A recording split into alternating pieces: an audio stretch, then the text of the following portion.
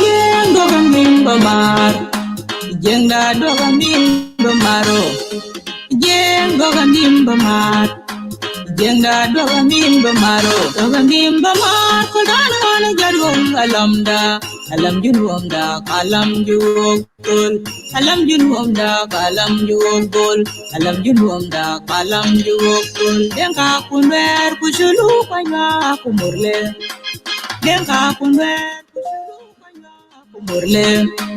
Moro kuzande kujur bel kacholi kupajulu. Doga mimba manu edabay. Ba nyiketu kudong rine bay. Ba nyiketu kudong mide bay. Ba nyiketu kudong rine bay. Ba nyiketu kudong mide bay. Veliko kriya ban kujiru gopanda. Veliko kriya ban kujiru gopanda. Veliko kriya ban kujiru gopanda. Veliko kriya ban kujiru gopanda. Ba nyiketu kudong rine bay. Ba nyiketu kudong mide bay. Ba nyiketu kudong rine bay.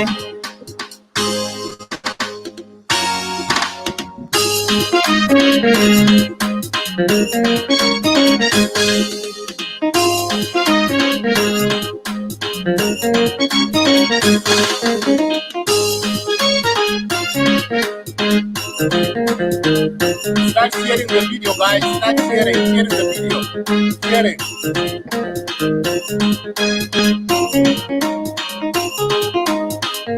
Welcome to Live Media. Share the video.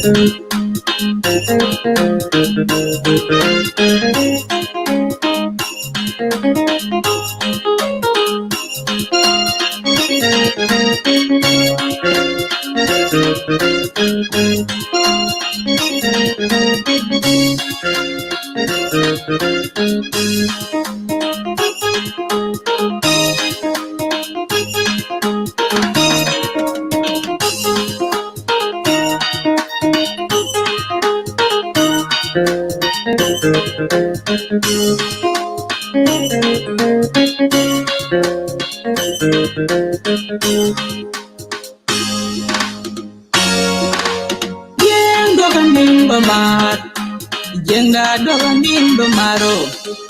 Jeng doga mimba mar, jeng da doga mimba maro. Doga mimba mar, kodana wana jarwong alamda.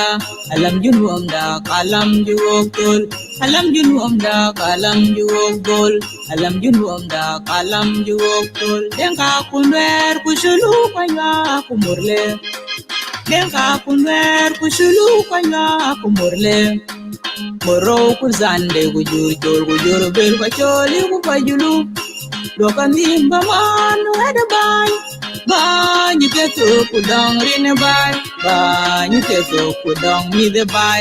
Ba nyiketu kudong rine bay. Ba nyiketu kudong mide bay. Veliko kriya ban kujiru gopanda. Veliko kriya ban kujiru gopanda. Veliko kriya ban kujiru gopanda. Veliko kriya ban kujiru gopanda. Ba nyiketu kudong rine bay. Ba nyiketu kudong mide bay. Ba nyiketu kudong rine bay.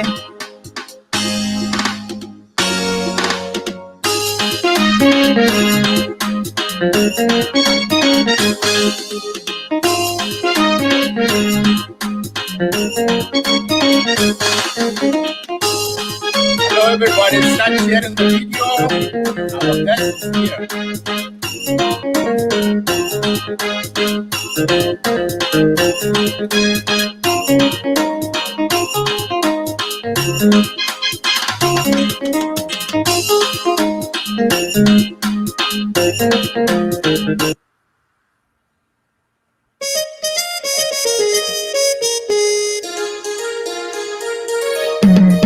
Abuk Jamal Awa European League State by Lekumir. Udza Mai.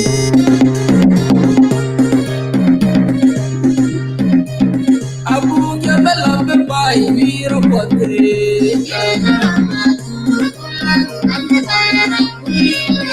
Abu Jamal Abai Europe.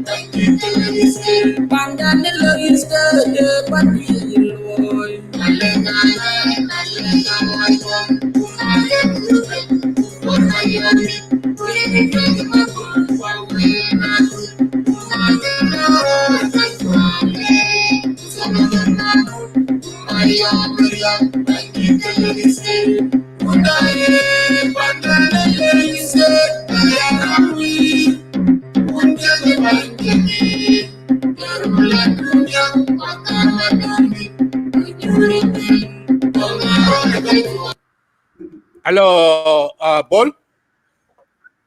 Yes, Abraham Madid, how are you?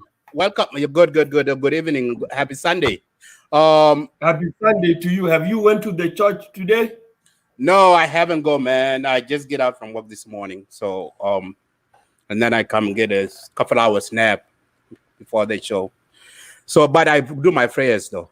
For our audience, thank you for coming in, turning in on Legacy Media. Please, I would like you guys to share the video. Bol, our guest is here, so I will give you a floor to introduce our guest, and you can bring him up. Thank you, Abraham Madid. We are happy to invite Sunday John today to Lake State Media, and I would like our audience to listen and also send us some questions. And also, after we bring our guest, it will be one-on-one, me and Madid. And later we will invite others, members, so we can debate, but it will be one-on-one. This is how it will work. We will bring our guest. We will talk to him, give him more questions to explain himself, liberate more why he's here, and then we will give a platform to other people. We need to be very obedient to one another. There is no insult, no abusive language. So that's what all of us should be adherent to. Please, if you come to this platform and be disrespectful to our guests, we will relieve you. Thank you. We are going now to bring our guest to the floor.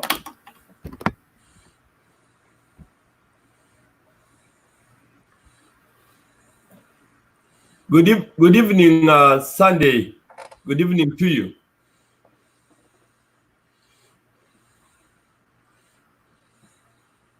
Sunday, do you hear us?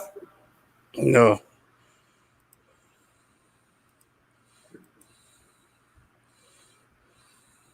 Good evening, dear Dengi. Good evening to you guys. Good evening to you. Elevate your chair a little bit so you can be above the rim. Yes. Thank you. Thank you, dear Dengi. Good evening, Mr. Dr. Sunday De John. Good evening to you.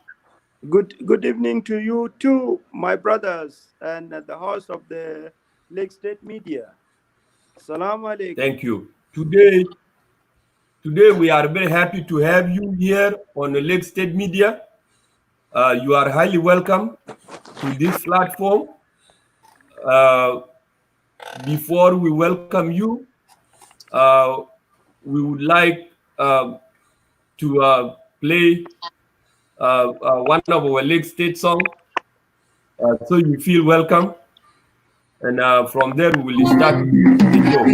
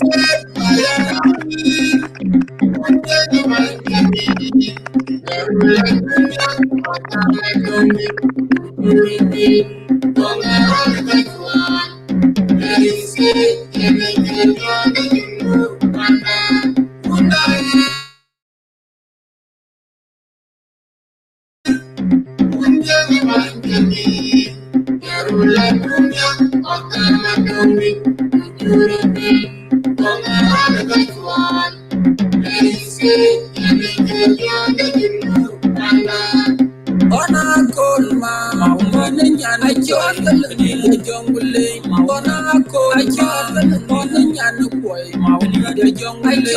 Ona kolma, mona nyana chota lini de jongle. Ona kolma, chota mona nyana boy, mauni de jongle. Ona kolma, mona nyana chota lini de jongle. Ona kolma, chota mona nyana boy, mauni de jongle.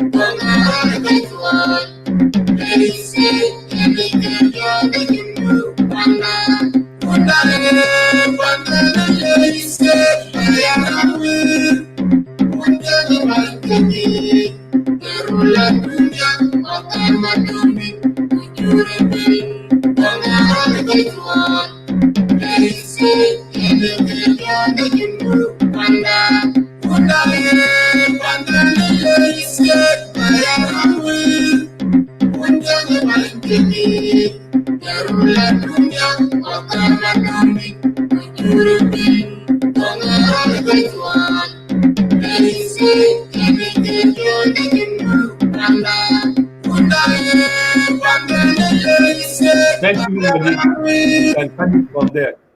Yeah, welcome. Yes, thank you. Our audience, I welcome you to Lake State Media. DR Deng Ding, I welcome you to Lake State Media. Madin Majak, welcome. Today, we are welcome our guest of honor, DR Sunday De John, Speaker of SSUF. We welcome him, and before we open floor to everybody, it will be I and Madid will have conversation with DR Sunday De John. Somebody have echoing, Madid.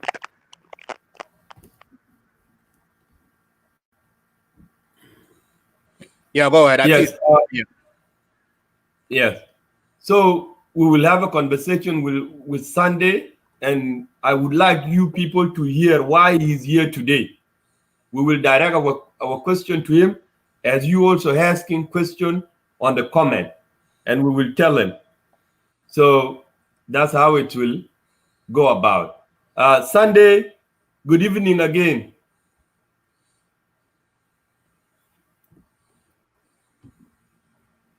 There is Sunday, you hear me? Yep. I hear you, but there is a lot of vibration. There is vibration. Yeah, Sunday, if you have a earphone, you can put your earphone on.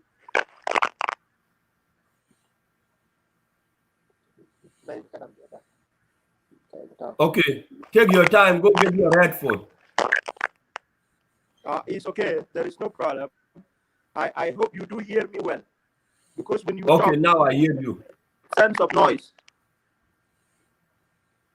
Okay, now we. Yeah, put your earphone on. Yeah, that's what make noise. So whenever you make a sound, that means that you need your earphone on. Somebody said it's not behind my computer, but I don't think. Can you mute yourself so I can hear? Noise coming from him. Okay.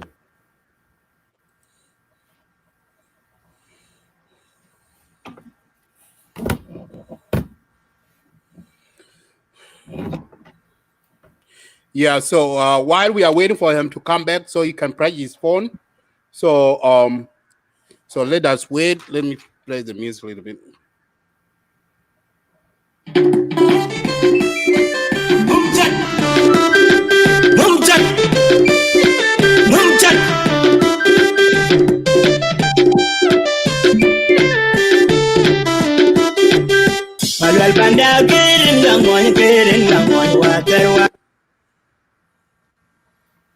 Thank you, Madid, for playing that short clip. I mean, Sunday, welcome back. Yes, now there is no echo. We hear you very well, and I hope you hear us too. Do you?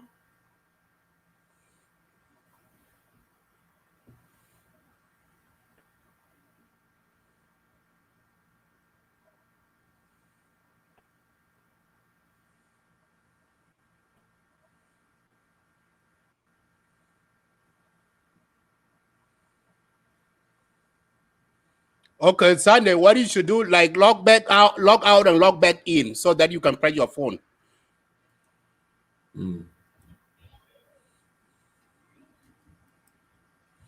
Let him press out and then come back.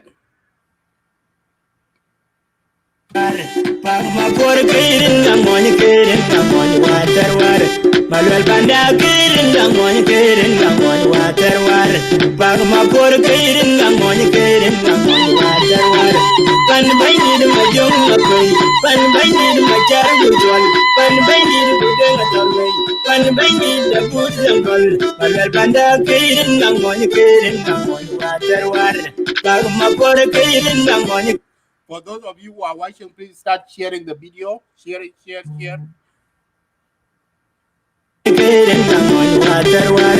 you join my charity jong, Madal Banda Jog by a Bial Van Goidi. When you join my charity jong, Madal Banda Jog by a Bial Van Goidi. Madal Banda Jog by a Bial Van Goidi. With one Malvel by Renacilia, our Chile, you are getting my mandon. Miss one year, by Renacilia, our Chile, you are getting my mandon.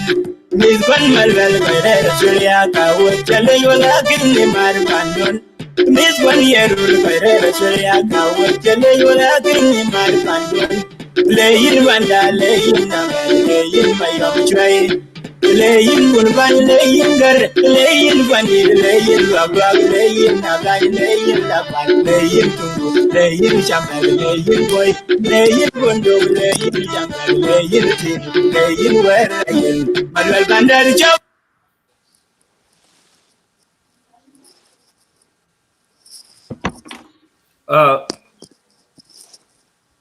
Sunday, welcome back. I hope the headphone you have now will be better. So you hear us, right? Yeah, I do hear you so well. Good. Okay, there is no echo now, so we are good now. Once again, welcome to Lake State Media, and I would like you to tell us about yourself. So, who are you, Master? Oh, I am Sunday de John Malong, a South Sudanese, by training a medical doctor, and by political opinion, I'm the spokesperson of South Sudan United Front, currently based in Nairobi, Kenya. And I think that is the much I can say about myself now. But if you have a particular interest, you can be able to elicit your point by asking a question on that exact necessity. Thank you, Sunday. I'm happy that I know your background. What is SUP? What is it? SUP is a political movement. Is a political military movement. It is an acronym that stands for South Sudan United Front Stroke Army. It's a movement that was formed in April 2018 so that it can champion for a political opinion in the interest of South Sudanese. As you can see, there is need for multi-partyism and also without questioning the authority that is in power, development does not stand. So that was the basis of creating a political party to champion for the rights of the people that are downtrodden, and that is the basis of SUF.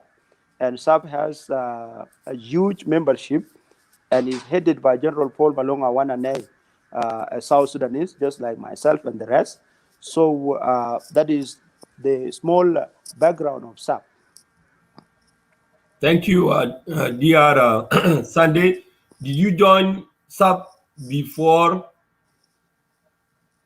Did you form SUP together with General Paul Malong, or did you join SUP after it was formed?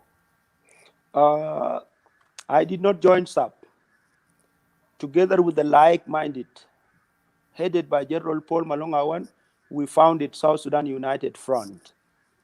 I am a founding member, and I happen to have the chance to air it out to the public. So I was there from the genesis. Yeah, thank you. Yeah, follow up that question, Paul. Can you tell us a little bit of the mission and vision of your party? Is it a political party or is it army party? In normal circumstances, there are no armies that have parties. It's a political party that has affiliation with the armed wing, simply because the circumstances in South Sudan do not allow for voices that are not supported with the presence of the guns. That is the basis of South Sudan United Front stroke army. This is to protect our boys, because there is censorship in the media, in the political arena, and everywhere. And the gun class opted to induce what they called protection of the system using guns. And therefore, we can be able to offend the system. And if the system is using guns, we can be able to use our guns to protect ourselves and the constituencies that we represent. Thank you. So it's a political military so do you organization. So you said earlier that you guys are based in Nairobi. Do you guys based in South Sudan too? Yes, of course, we are in South Sudan. Our forces, some of our political cadres are in South Sudan. And if you ask me as which locations they are located in, that is completely not strategic militarily, and it is also against the security. But we are everywhere in South Sudan, including the capital, Juba. Thank you. Go ahead, Paul. Thank you, Madid, for the question that I left out. Sunday, before I have knowledge that SUB was also linked with SOMA, they were aligned. So tell us about it. SUB is a member of SOMA. SOMA stands for South Sudan Opposition Movement Alliance. This alliance was formed a year ago by a group of political parties, and I happen to represent my party in Hague, the Netherlands, where we came together and we saw the necessity of the political forces coming together to champion for the right of South Sudanese. Because briefcase entities cannot work, we came together as a merger that is capable of understanding the situation of the South Sudan and also capable of addressing it in a manner that is organized and that is politically vibrant. So South Sudan United Front is one of the three founding organizations that made up what we refer to as SOMA. The South Sudan United Front, real SPLM, headed by Honorable Pagana Mom, and South Sudan SSNDA, South Sudan National Democratic Alliance, headed by General Thomas Cirilo Swaka. And then the South Sudan United Front, headed by General Paul Malong Awan. It is the merger of these three entities plus other organizations that are inside them that have actually advanced the agenda of formation of SOMA, and currently they are SOMA as an entity in the political arena. So it's an alliance that is formidably challenging the South Sudanese authorities, regardless of their colors, so that South Sudan is governed in a manner that is satisfactory to South Sudanese themselves. Sunday, why don't Soma challenge the government at home? Why they don't fight with the okay? They are fighting for self-determination, is it? That is not the reality. Soma is not an entity that is seeking for self-determination. Determine self from whom or from who? We are all South Sudanese. What has gone wrong is the governance. And it is the governance system that we are challenging, so that it is changed to that system that is capable of delivering services to the people in need of them. And that those people are the South Sudanese themselves. We are not championing something called self-determination. There is nothing self about Soma. It is about South Sudan. There is no entity that is foreign that we are calling for self-determination from. Oh, It's thank Kir you. and his administration that we are asking to leave power and give us the opportunity to champion for the good of the country. That is creation of development and all the pillars that are attached to it. Yeah. Thank you, Sunday. I have a Hold follow-up. on, Abraham. Yeah. Thank you, Sunday. Soma signed an agreement in Rome, but there are some militias of Soma who are still ambushing and attack the civil societies in different parts of South Sudan. While we already agree, we have signed some agreements. Why are they not adherent to this agreement? What you are saying is the contrary. It is true, under the auspices of Sant'Egidio, the community of Sant'Egidio, a Roman Catholic based in Rome, we, together with the government of South Sudan, signed what we refer to as Rome Declaration on the 12th of January 2019. 2020. This Rome Declaration is actually a revitalization of what we refer to as COHA, the Cessation of Hostilities Agreement. Therefore, we are not hostile to the government of South Sudan, and we are not a militia, and we're not bandits per se. It is the government of South Sudan that has from time to time violated this agreement by attacking our positions. This has happened recurrently with attacks that are carried out in Equatoria, as particularly directed at the strongholds of NAS. And this has happened including a day before yesterday. So we don't attack, we are attacked. And in self-defense, we respond. That is what is happening. And we have raised questions, and we have raised all these attacks to the international community. And these attacks are still being scrutinized by a body that is referred to as Citizen VM. That is the monitoring and verification mechanism that has been put in place by the agreement that Dr. Riek Machar and the rest signed with Kir and his government officials. So the attacks are not carried out by our organization under SOMA, whether by NAS independently or by us jointly. We have not carried out any attack. Instead, it is our positions that have been attacked. And as a matter of self-defense, we responded. And now it has caused massive displacement of civilians, as you are mentioning. If we were the ones chasing away the civilians, they could not be under our direct observation. They could have been observed by the government that is not concerned with the plights of the people of South Sudan. So there are no attacks that are carried out by the SOMA. If SOMA is to go by, is one of the organizations that respect the agreement it has signed. So this idea that SOMA has attacked so and so is just a misnomer. You should attribute this to the government. And therefore, if you doubt, you can be able to send your team on the ground to make direct observation, so that you can be able not to give out the confounded information, but the information that is brilliantly acceptable to the society.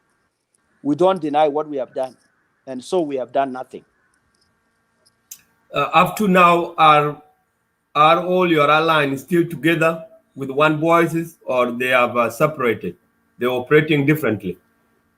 Well, we are an alliance with one voice, but the parties operate differently. A party has its own agenda that it is advancing, but the alliance is an umbrella that brings us together to champion. At the level of Soma, there is no contrary voice in there. But the alliance is made up of different parties, and those parties have a right to handle the matters of South Sudan the way they believe is the best for them. Okay, you said before you form a sub, so the government will give a chance to your party to take over the country and serve South Sudanese. What about if Of this course, agreement? What about if this agreement that you have signed allow your party to come back home and give you and share powers with the government? Are you well, okay with that? well, we have not yet signed an agreement. What we have signed is a cessation of hostilities, and we are still negotiating. Only that coronavirus outbreak has affected the progress of the negotiations. There are pertinent points on the table that need to be addressed. South Sudan is not all about power. There are certain things that need to be addressed, and these things we have earmarked them as the root causes of our conflicts. They can rightly be defined on the negotiation time so that the public can have the hint of what is going on, and if they have been addressed, there is no point of staying in foreign lands. We can be at home. Only that people don't stay in South Sudan because it has become a police state where you are censored, where you are looked for murdering, where you cannot suffice as a contrary voice. And there is no way an entity can be able to be psychopathic. Then the agenda will not be advanced and the public will not be served to satisfaction. So we opted to be putting these boys across, and it is only the few key people that are outside the country, but majority are inside the country. Therefore, the agreement is not signed, it is being negotiated. We need the root causes of the conflict to be addressed and not scratching at the surface. Division of power is just responsibility sharing. It is not the agenda that has been put on the table. And nobody is rejecting to go back to the country if what we have mentioned has to be addressed. Thank you, Dr. Sunday John. My last question to you: you are a DR, you are in a medical field. What made you to join political parties? Medicine is actually a field that is professional. I am an expertise in it, but it does not work if the bigger disease is affecting the country. If I sit down and treat 1, 2, 3 people each day in an environment as unconducive as the one in South Sudan, I will not create an impact. There is no medical policy.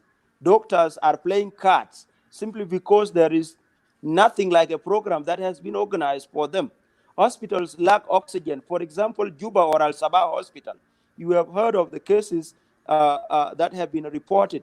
Just children have died in abundance just because there's no oxygen. And if you can sell one B8 and buy oxygen cylinders here, you will be able to staff the hospital for more than a year, just at the cost of one B8. But our people instead are using the advanced cars that have no roads to run on, and they buy them expensively, and they forget about the vital necessities that are good for the human life. Basically, the health matters have not been put in place. So all the officials of the government would run abroad to seek medication. And eventually we have qualified cadres. My colleagues are sitting in doctors' mess playing cards because they can do nothing. There is no system in place. And I decided to join the political forces simply because we can champion for a change that will impact positively in all institutions of South Sudan so that they can be functional, including the medical aspect. So it is an issue of change. That is the same change that has compelled people like Milis Zinawi of Ethiopia, who was himself a 5th-year medical student, to go and champion for the rights of Ethiopian people. Compelling agriculturalists like Dr. John Garang to champion for the rights of their people that are downtrodden. Therefore, it doesn't require a political science for you to challenge a system that does not render services to the public. That is the basis. So anybody can join anything if things are to be done that way. I joined these political forces simply because I have seen the medical practice that I would institute will not impact on the lives of my people positively, because everything is determined at a political level.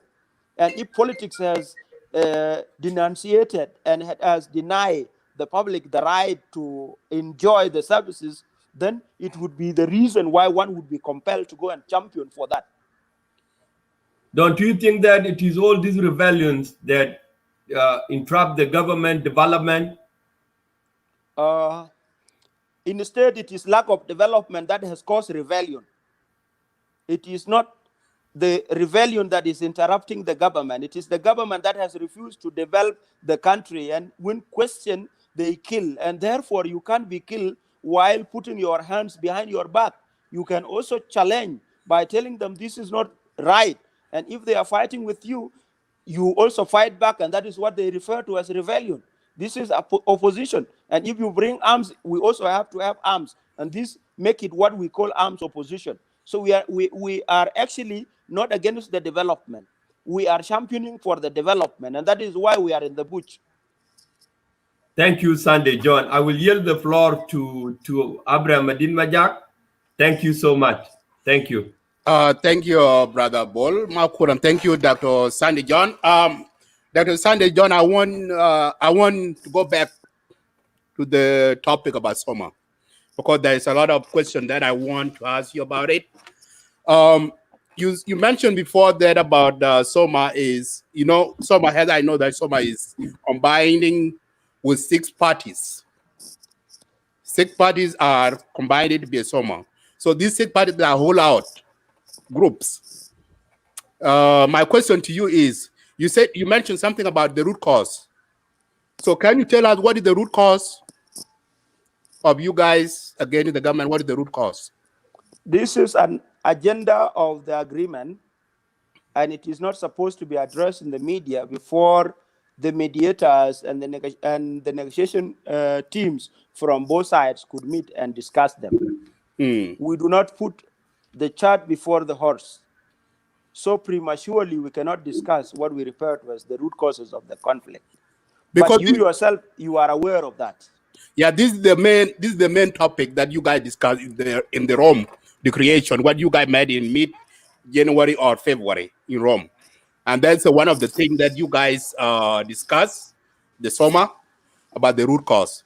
And some of your colleagues have been doing live video in social media, and they are saying that if this whole out group, 6 of you guys, that if the root cause is not addressed by the government, you guys cannot join the peace.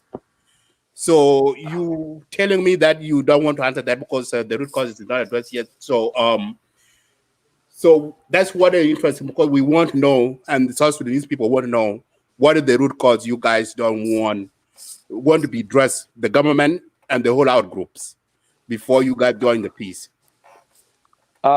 This thing called whole out group is a misnomer. It's a wrong name for us. We are referred to as Soma. South Sudan United Front in particular has never walked out of any peace forum. Before, when people were negotiating in Ethiopia, in what has become the revitalized RCs, we were not part of it. Not because we have refused to join it, but because we were denied the opportunity to participate on motives that are familiar with the government of the Republic of South Sudan and the mediators, and are actually IGAT. Now we become Soma, and we are addressing what we refer to as the root causes of the conflict. What becomes the root cause will not be defined by walking away. You don't have to walk away from the stage so that your case is addressed. You have to hold in so that the case is addressed. We are not walking away. We are participating, and we will be able to tell the government, this is what we want done, if it brings results to the South Sudanese people. We will not just be saying we are holding out because this has not been done. No, we are telling them to do it. so that we can be able to make our country vibrant, competing at the level of the world economically and all parameters of life. This is what we want. If you want me to make a list of what we refer to as root causes of the conflict in this forum, then you are trying to tell me to negotiate independent of the other delegation, which is very wrong. That is why I have to reserve. I told you before that what we call SOMA has parties therein. Those parties have their mandates as per their establishment documents. They can be able to say what they want in their own way, including saying that they want to walk out. That is abiding with the principle of democracy. But South Sudan does not walk away. South Sudan United Front does not walk away from the forum. What we want is let the problems be addressed so that we can amicably solve it and then go home as brothers and sisters with different political backgrounds so that we can champion for development. And this development will be the basis and the card used by the oppositions to convince the public to try them at the level of power so that they can be able to govern the country the way they please. And in the interest of the public, of course, nothing would be done out of that. So that is the basis of our talk with the government.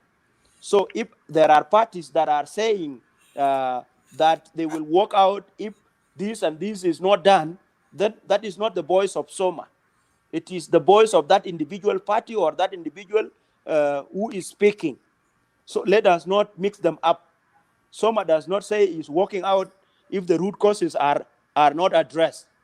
Rather, SOMA is saying root causes are to be addressed. That is what we say. And we are not afraid to champion for that. Yes, so the reason why I'm asking you the question, because, you know, when the leaders of the SOMA, those 6 leaders in the SOMA, they were a part of the government before. So why they didn't address these root causes when they were in the government? That is a pertinent point, and it is good. When they were in the government, they were trying to address them, and that is the basis of them being kicked out one by one. And they have to team up and not to give up so that they can be able to address them even outside.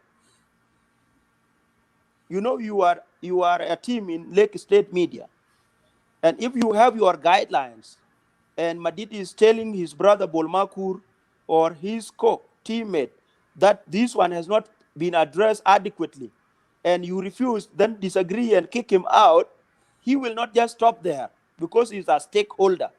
Instead, he will be able to question why you are trying to polarize the system that you established together. That is why we are challenging the government who has kicked us out because we were questioning them to put things right while internal.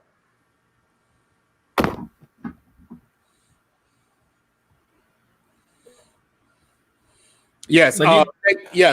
Yes. So thank you. So because, you know, and that is the one of the thing, because I want to, because that I will leave that way, because you didn't answer my question directly because about the root cause, because I want to know mostly what the root cause of it. Because what I heard from your colleagues that were running in social media, they were talking about if the root cause is not addressed, we are not signing the peace. Okay, now let us go back to the peace agreement. Right now, we are in peace. Government is in peace process with the other, like the IO and the government design the peace, and the SOMA, which is combined with the other 6 parties, which is called SOMA, they are not a part of signing peace agreement. But during the signing peace agreement in Addis Ababa and Khartoum, part of the group that was in SOMA, including NAS, they were a part of the signature, and they ran away from it. So because of the root cause, they want to say that the root cause not be addressed. And because during the time, some of in your group, SOMA, they were allies with the IO. So, but for some reason, they didn't get along with the IO leadership, and then they walk away. So can you tell us, and South Sudanese who are listening tonight and this evening, Can you tell us you guys are supporting peace going on right now, signed between the government and IO and other parties? Well, you have made elaborations, starting with the fact that certain parties were part of the peace forum that started in Addis and that was later on taken to Khartoum. Mm-hmm. And when the peace agreement was signed, they ran away and then come out to challenge the government again on the same peace forum that they were in. First of all, I have given you two answers before on the same question. I told you that Soma was not part of that forum. And as a matter of fact, we will not be able to elicit the exact facts on why those parties ran away. But there is an apparent truth that made them run away. The apparent truth is very simple. By the time peace agreement was taken to Khartoum, it was not negotiated at all. Somewhere somebody sat, drafted something, brought it in the hall, asked people to sign it, even when people have not talked about it. The peace agreement that was signed in Khartoum and later on cemented in Addis Ababa was more rewarding to the neighboring countries like Sudan and Uganda as compared to South Sudanese themselves. And if I go in details to that, I do not know how much time we have. It has deprived South Sudanese people of their rights to enjoy their resources because it encompasses South Sudan compensating for the damages that were incurred by Sudan government during the fight in Idlib. The fight in Idlib was a right of South Sudanese to protect their territories from invaders. But we are asked now, if peace has to come to South Sudan, we have to pay in billions of dollars to the neighboring country on the damages that they incur by invading our land. One, it was the advancement of Bashir agenda that his forces would be the one to be taken to South Sudan to guide our oil. Why do you want somebody to guide your oil when you are capably strong enough to protect your own oil? SPLA has never been a weak entity. SPLA has overcome, including the foreign mercenaries like Iraqis during the liberation days, and is not incapable of defending its territorial integrity. And why would the government of South Sudan allow Bashir to put that one as a clause that must be agreed underground as a basis of him to bring peace to South Sudan? That is another one. The other day, we just obtained our autonomy and independence subsequently from the government of al-Bashir. When did he become our lover that he can mediate and bring peace to us when he is the one that arms the rebels in abundance? These were not allowing these oppositions to go with the idea of signing a document that you don't even know what has been written in it. That one does not work with educated people. It doesn't work with the sound people. It doesn't work with enlightened societies, even if they have not gone to school. You are not supposed to sign a document that you have not crafted. You are supposed to draft a document and sign it. You are supposed to agree on the terms and conditions that are in it. So the agreement was made in such a way that it wouldn't be even implementable. And that is why you are finding it difficult for the IO and the government to go smoothly. They are from one hurdle to the next. Those are only few points that I can say about what transpired as per the revitalized ARCIS and the involvement of al-Bashir. Al-Bashir was having ulterior motives that he was trying to advance: compensation from Italy, squandering of our rights, including our borders. Why would we allow our borders to go with al-Bashir without questioning him? Is it that peace is too expensive to be brought by South Sudanese themselves? These were the questions that rang in the minds of those people who walked away. And if we were to be there, and if they were not to be addressed, we could not also accept to participate in an agreement that is a sellout. How do we give South Sudanese wrong agreement? An agreement that sell their oil, that sell everything that they own, including their own borders, to an enemy of yesterday. These are some of the things. Coming to the point of what we call root causes of the conflict. First of all, we have not talked about them in Rome. As a matter of fact, I am part of the negotiating team, and I have been to Rome for that purpose, from the first to the last. So the idea of root causes having been tabled is not true. What has been discussed is the COHA and our involvement in it, so that we can be able to have cessation of hostilities, and then we will not be hostile against the government, and the government will not be hostile against us, and this will create a platform for us to engage. We But are your not group, against but the your group, agreement that is. but your group saying that if the root cause is not addressed by the government, they are not joining the peace. Look here, the root cause has not been brought on the table yet. It is the cessation of hostilities agreement that we have signed. The next sessions will talk about the root causes of the conflict. And it is up to us to table what we refer to as the root cause. If you look at the problems that has escalated to the stage we are in today in the Republic of South Sudan, it is solvable. Solvable in the sense that the root cause is maybe a ratification to the constitutional processes that have gone haywire in the country, and that could permit the public to be in disarray. So a constitutional process is a root cause of the problem. Other things are inter-party at the level of the SPLM. They're not important in this forum of SOMA. Other important aspect could be what system are South Sudanese using. This is a question, and it is up to the government and the rebels, or call them the opposition parties, to talk about it and agree on whatever agreement they will reach amicably under the auspices of Sant'Egidio would make them go home. It is not an issue of a choice to live in the bush. It is an issue of solving a problem that is making people to live in the bush. So all this, I cannot enumerate them one by one.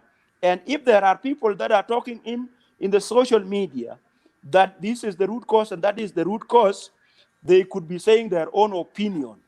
And this would be later on addressed by the SOMA, if at all those ideas that they have shared with the public amounts to what SOMA called the root cause. We cannot cross the bridge before we reach. We have to go slowly. What we have gone through is the cessation of hostilities. The next round will revisit this and that, including the cessation of hostilities. And then we will be able to move an inch on matters of concern. And then we will be able to reach a solution. And then we will be able to walk home. That is how agreements are done, sequentially. And that is what SOMA is following under Sant'Egidio and other international bodies. Yeah, thank you, Dr. John. You know, this is the root cause thing, because what is the root cause of 2013 war? The root cause of South Sudan conflict that erupted 2013, in 2013. conflict on 2013, yes. You are putting me diagonally to answer the question that doesn't belong to me.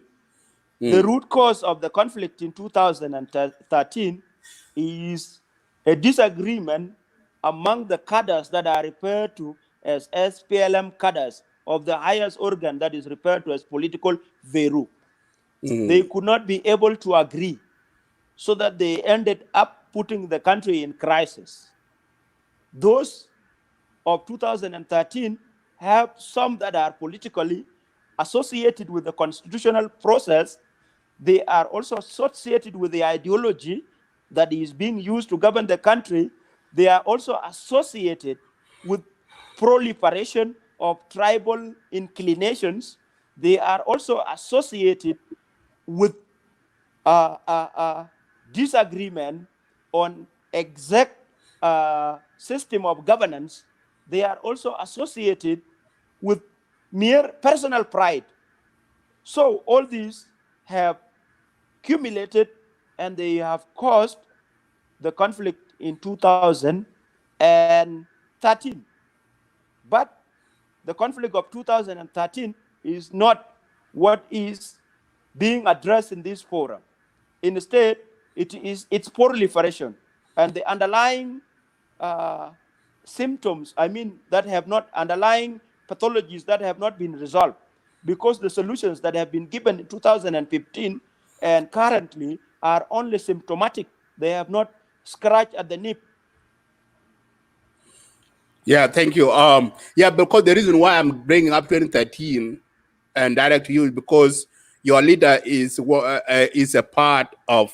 He was the general of staff during that time, and I think this question is reasonable that we can ask you about it. And Contrary, your point need to be readjusted. When the 2013 conflict erupted, General Paul Malong Awan was not in charge of the army. Instead, he was an elected governor of Northern Bahr el Ghazal state. And if these things happened, he was not directly involved until when he was appointed later on as the army chief to handle the army matters and not the political decisions. Thank you, Bol. I will yield back the floor to you. So if you have follow-up question. Thank you, Madid, for us to make it short. You know, there's some very good question I was reading from our viewers also, and this one will make them also to share with us. And I don't discriminate the question. There's a question here catch my attention. It says, question, who supported their military foundation in Kenya? Asked by Benjamin Matot. Because we will select from people. So who supported your military foundation in Kenya? Is there on the screen. It's not from me, though I drafted it already, but one of the audience, because we want them to share the topic with us also. Simple. We don't have any military based in Nairobi, Kenya. Our militaries or our barracks are in South Sudan. So we support ourselves inside South Sudan. First, the disagreement between us and Salva Kiir that has involved now the formation of South Sudan United Front and its military wing has not originated in Kenya. It is only the physical presence of chairman in Kenya that is felt. But we are in South Sudan and we support ourselves militarily from the logistics that are procured by the government of South Sudan. It's the government that come and attack us, we attack them, we get one gun or two, and we continue with the guerrilla warfare. You don't have to insinuate that we are being supported by so and so, and if you know who is supporting us, tell the public now.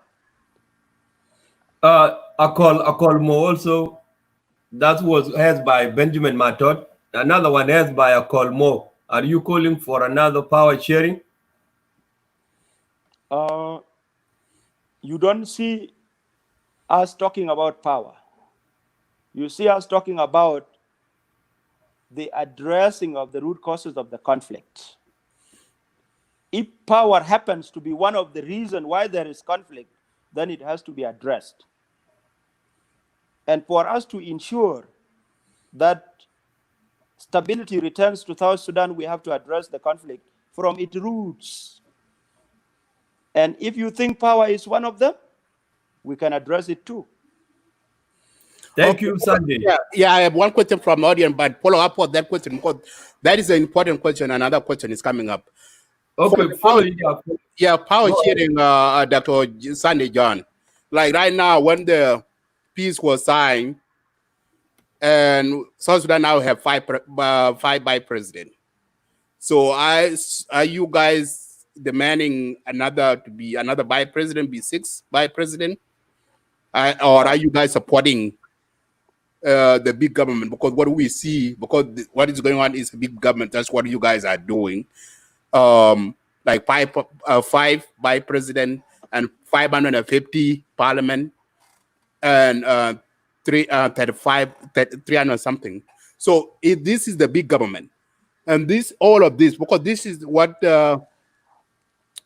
that's what made me to have this question. Because if this country, small country like same size like like Texas, where the Bolmark will live. That's the size of South Sudan. Can have five, and you guys are demanding another power sharing. Probably would be 6. So there will be no development in the country because all the resources will go to the government workers.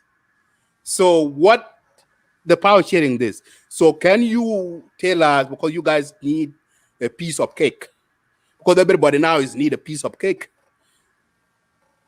IO, the vice president, and the rest of people who go in the government, they got their piece of cake. So you guys are looking for your piece of cake too, right? Contrary, that is not the reality. We have not tabled anything to do with a piece of cake or power sharing. Instead, we have commented on several counts against this idea of blotted government. If at all, huge government can be a solution to the problem, we would not be talking today. A solution would have come to Juba. It is not an issue of a huge government. It is an issue of constitution and constitutionalism. There is what we have seen all, including you, that is the lawlessness in the country. It has not been addressed by provision of 5 vice presidents. Underdevelopment has not been addressed by the provision of 550 MPs. Instead, that is a waste of resources that we do not want to happen. And because Kir government is interested in rewarding people with power and not addressing the problem, it becomes just an issue of a recalcitrant power seeking. What we seek is to address the problem from the root. Subsequently, South Sudan will have a lean government that is more devolved and that can be able to render services to the local people. It is not all about how many ministers you have.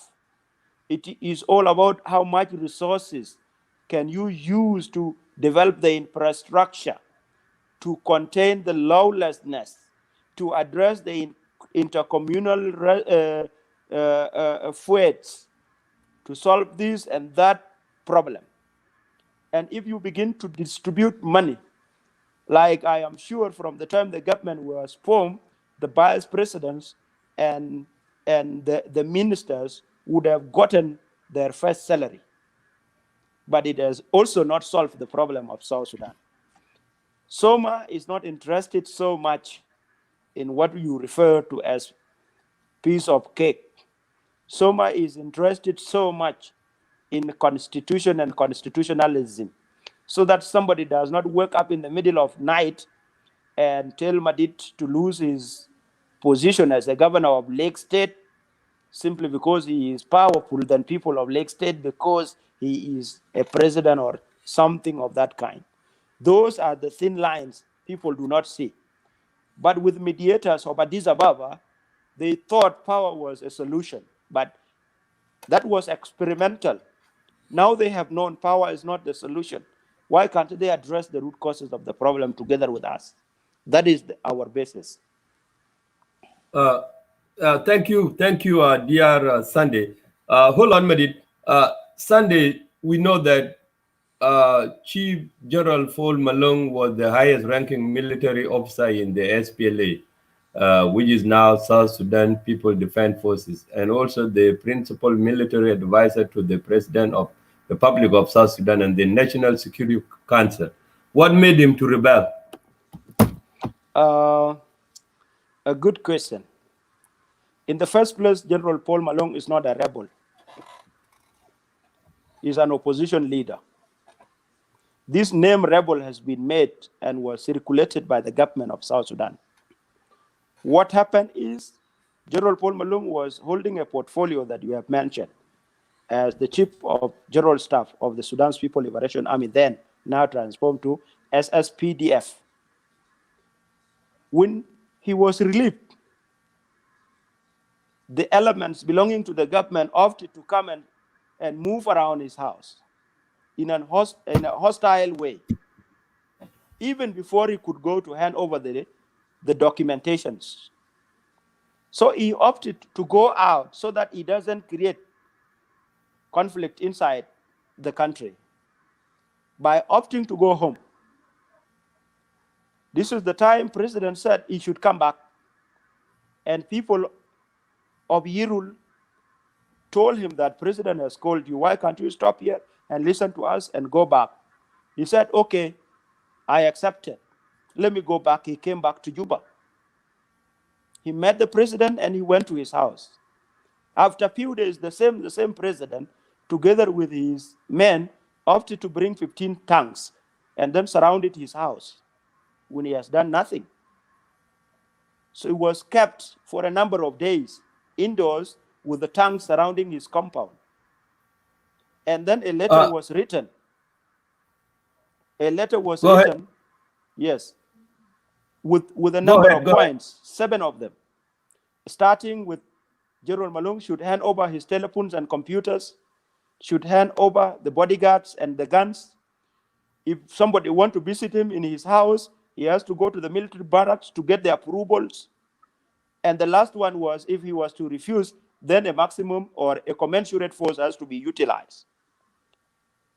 All this, General Malong was not hostile to anyone, but the government, headed by Kir, opted to do all the things, including the letter itself. I believe if one of you has not seen it, all of you have seen it. It was in the public domain. And it was not associated to any law of the land. It was just an interest out of emotion written by a person who is annoyed with Malong, trying to eliminate him by bringing 15 tanks. But that one did not work because an innocent man is not subject to death when he has done nothing wrong to the country. Malong stayed calm, and the same government opted to look for mediation. The mediation was made by Francis Madingdeng and late Andrew Makurto, among others. And they said there would be reconciliation. All the things that happened when Malong was confined in his house for 7 months were completely devastating, including the death of his daughter that was burned here in Kenya in a kind of inferno that it gutted a school, Moi girls.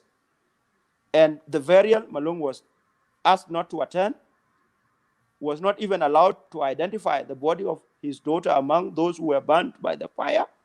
And he kept quiet, he did nothing wrong. Later, when the reconciliation was made, General Malong opted to ask for permission, at least to visit his family. And then he came here to visit his family. When he was in Nairobi, he was declared as a rebel in Juba. And then clips were circulated.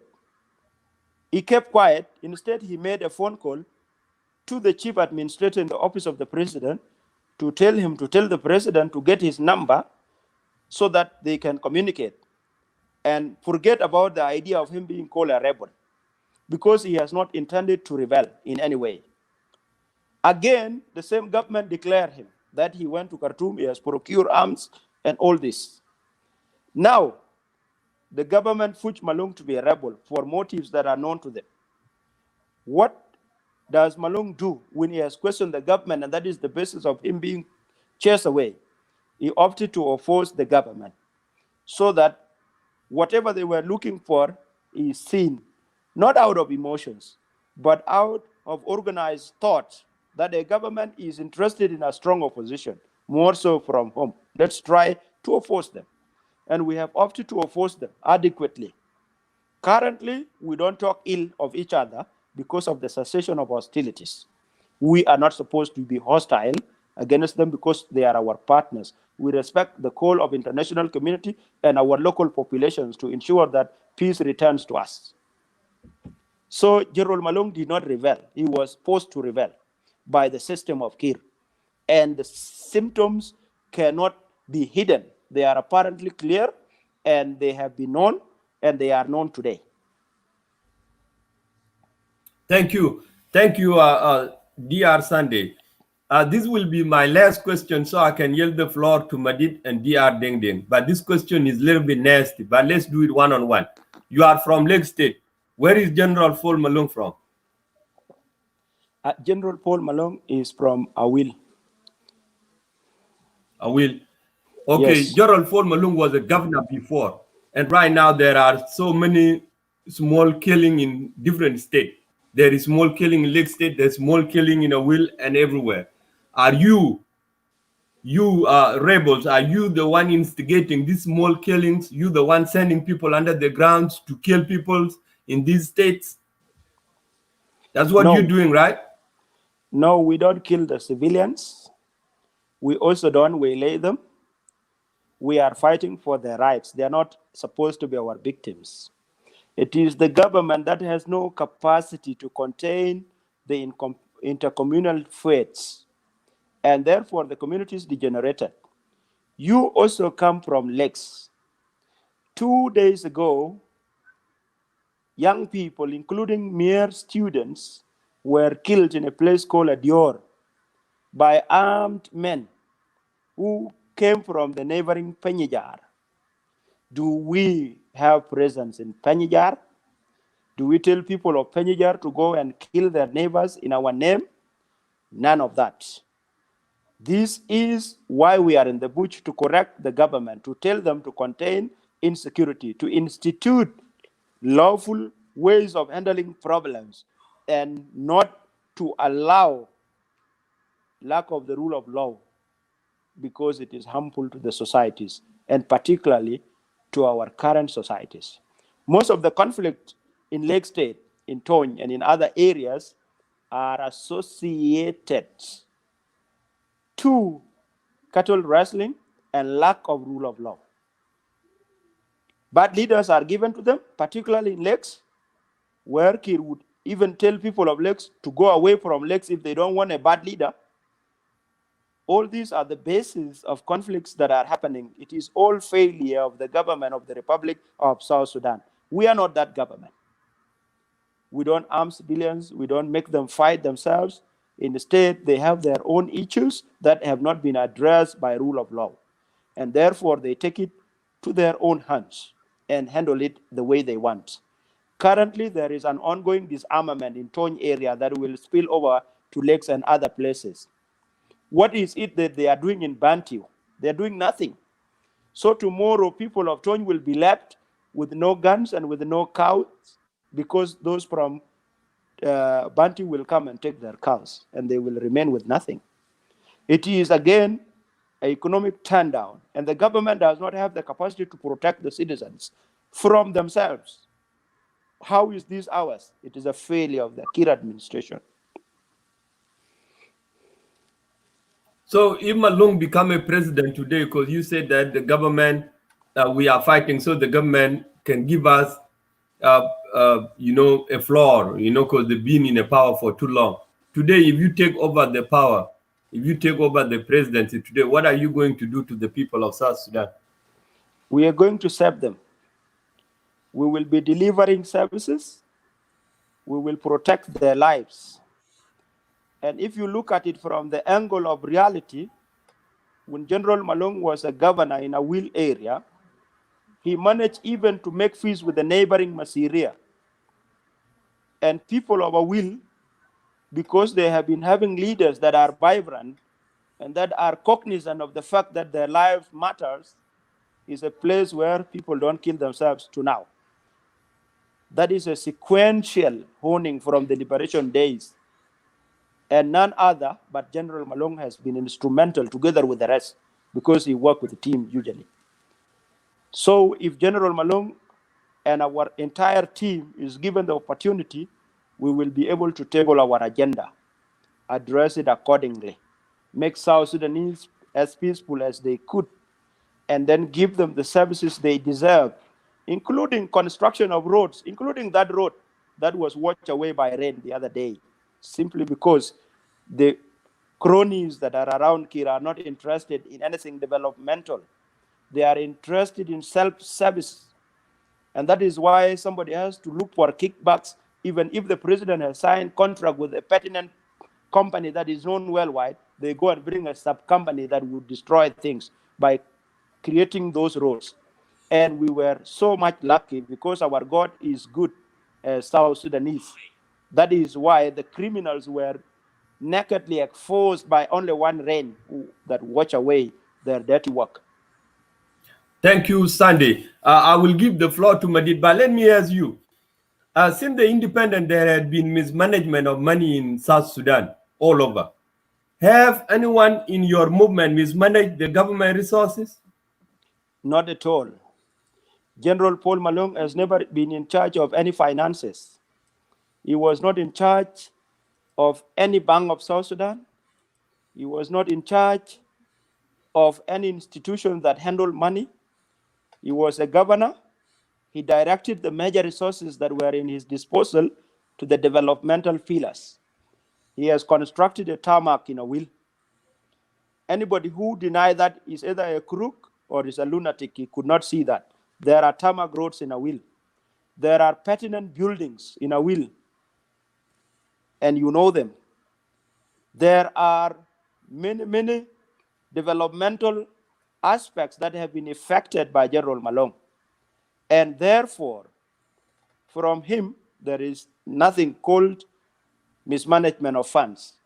Coming to me, I have never worked in the government sector, even for one day. So I have not been in charge of any funds up to now. The same thing with our cadres that are with us. None of them is a geek. So SUP is as clear as whatever you can call clear. So that is the SUP, I can tell you. And if anybody has a question of mismanagement of funds against General Malong, I will be here to respond to him adequately. And also, it is against the ethics of grown up to lie in the name of somebody. So we cannot defame anyone, and we cannot insult anyone, but we can be able to state the truth, because Malong has no any corruption allegations brought against him, and he has no case anywhere in any court in South Sudan on the issues of corruption. He has only been accused that he wants to take power from Kir, which is also a lie, because instead he protected Kir until now, which is a mistake. So Kir would have been left alone so that he fall and give chance to the rest that would lead the country rightly. But DR, you working with Malong, you are a Malong speaker, which is you are a SSUF speaker. Let me put it that way. But you don't look like somebody. Guy, can I interfere, please? Can I interfere? I'm sorry, host. Okay, DR, he will come. He will come. Yeah, because it looks like he really is getting too much here. Even I almost forgetting everything. DR, so put your headphone.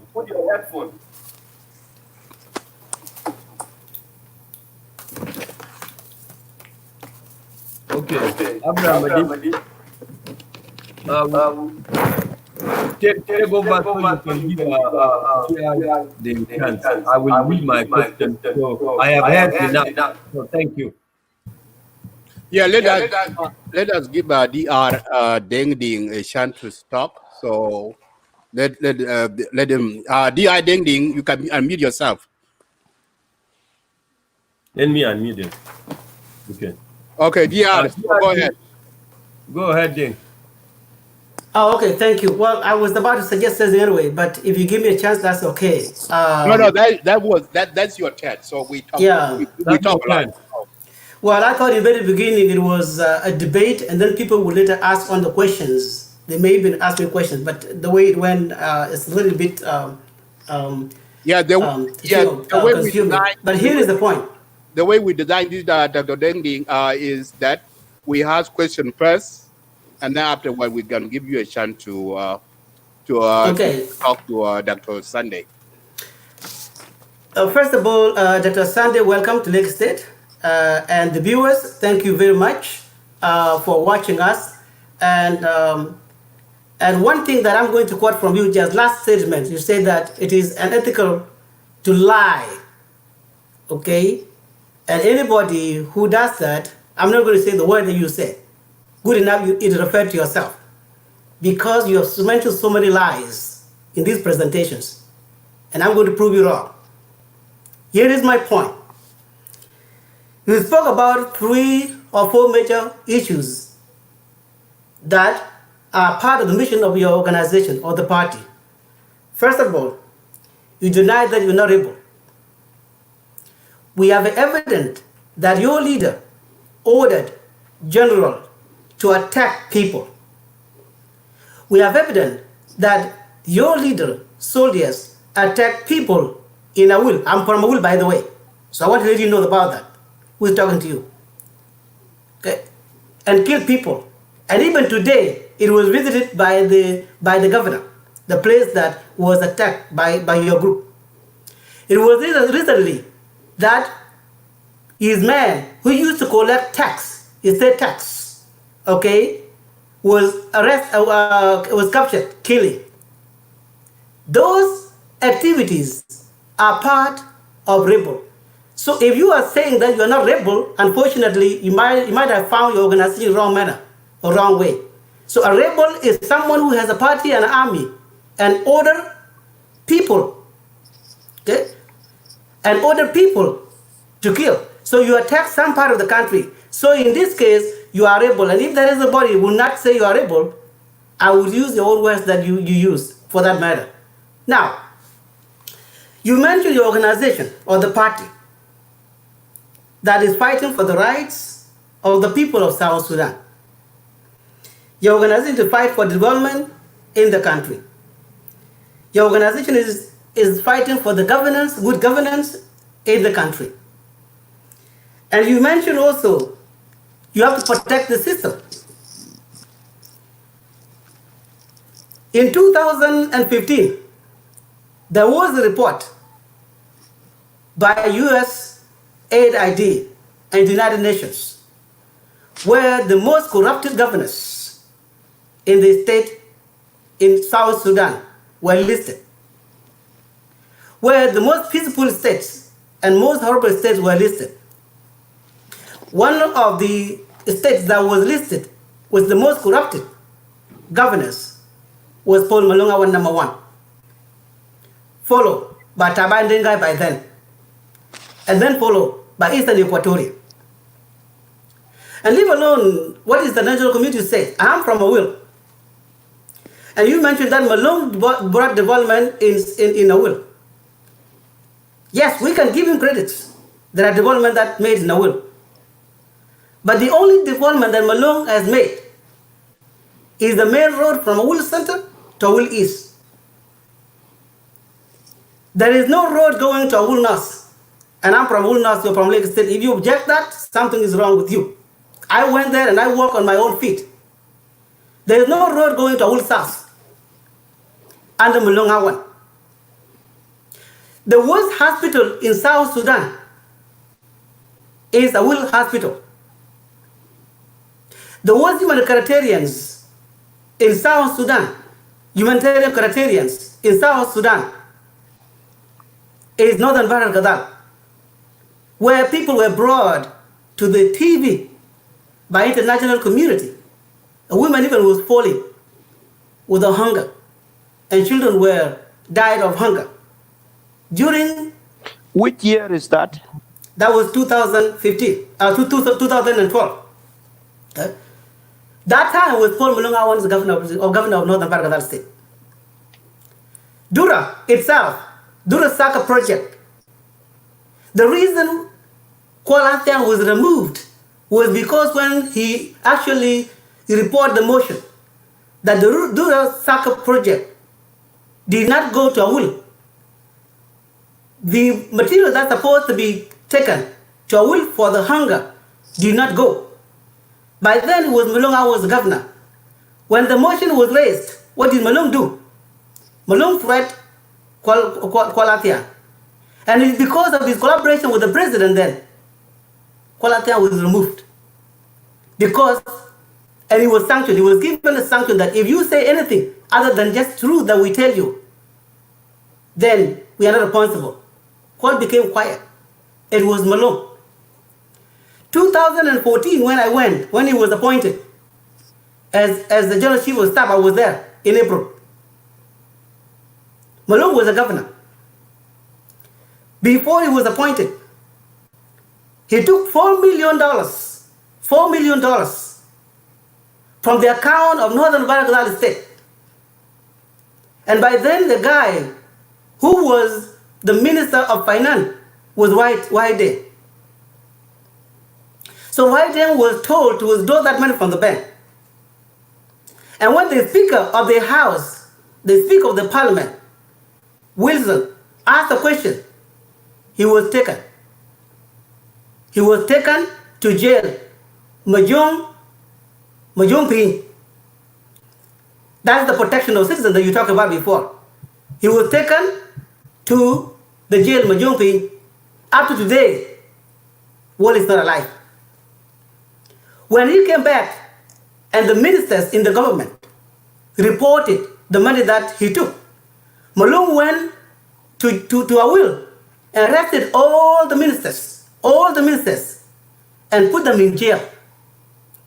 One of them is the former secretary, Grand Quad. And that is the reason Grand Quad fell apart with Malong Awan. Okay? So they were put in jail. Santino, then, who is my uncle, was told to go to Egypt. And he would never say anything other than just what he was told to do. When the parliament questioned the reason Santino had to go to Juba, Malong lied to people that he was sick. Because Santino was the general auditor. He didn't want to be questioned. The question is... Santino who? Santino Day. So the question is that you said Malong Awan did not make corruption. That's not true. That is totally wrong. Malong at the same time is among 75 members that were charged corruption. So that's one thing that you need to know. Unless you want to cover up your leader.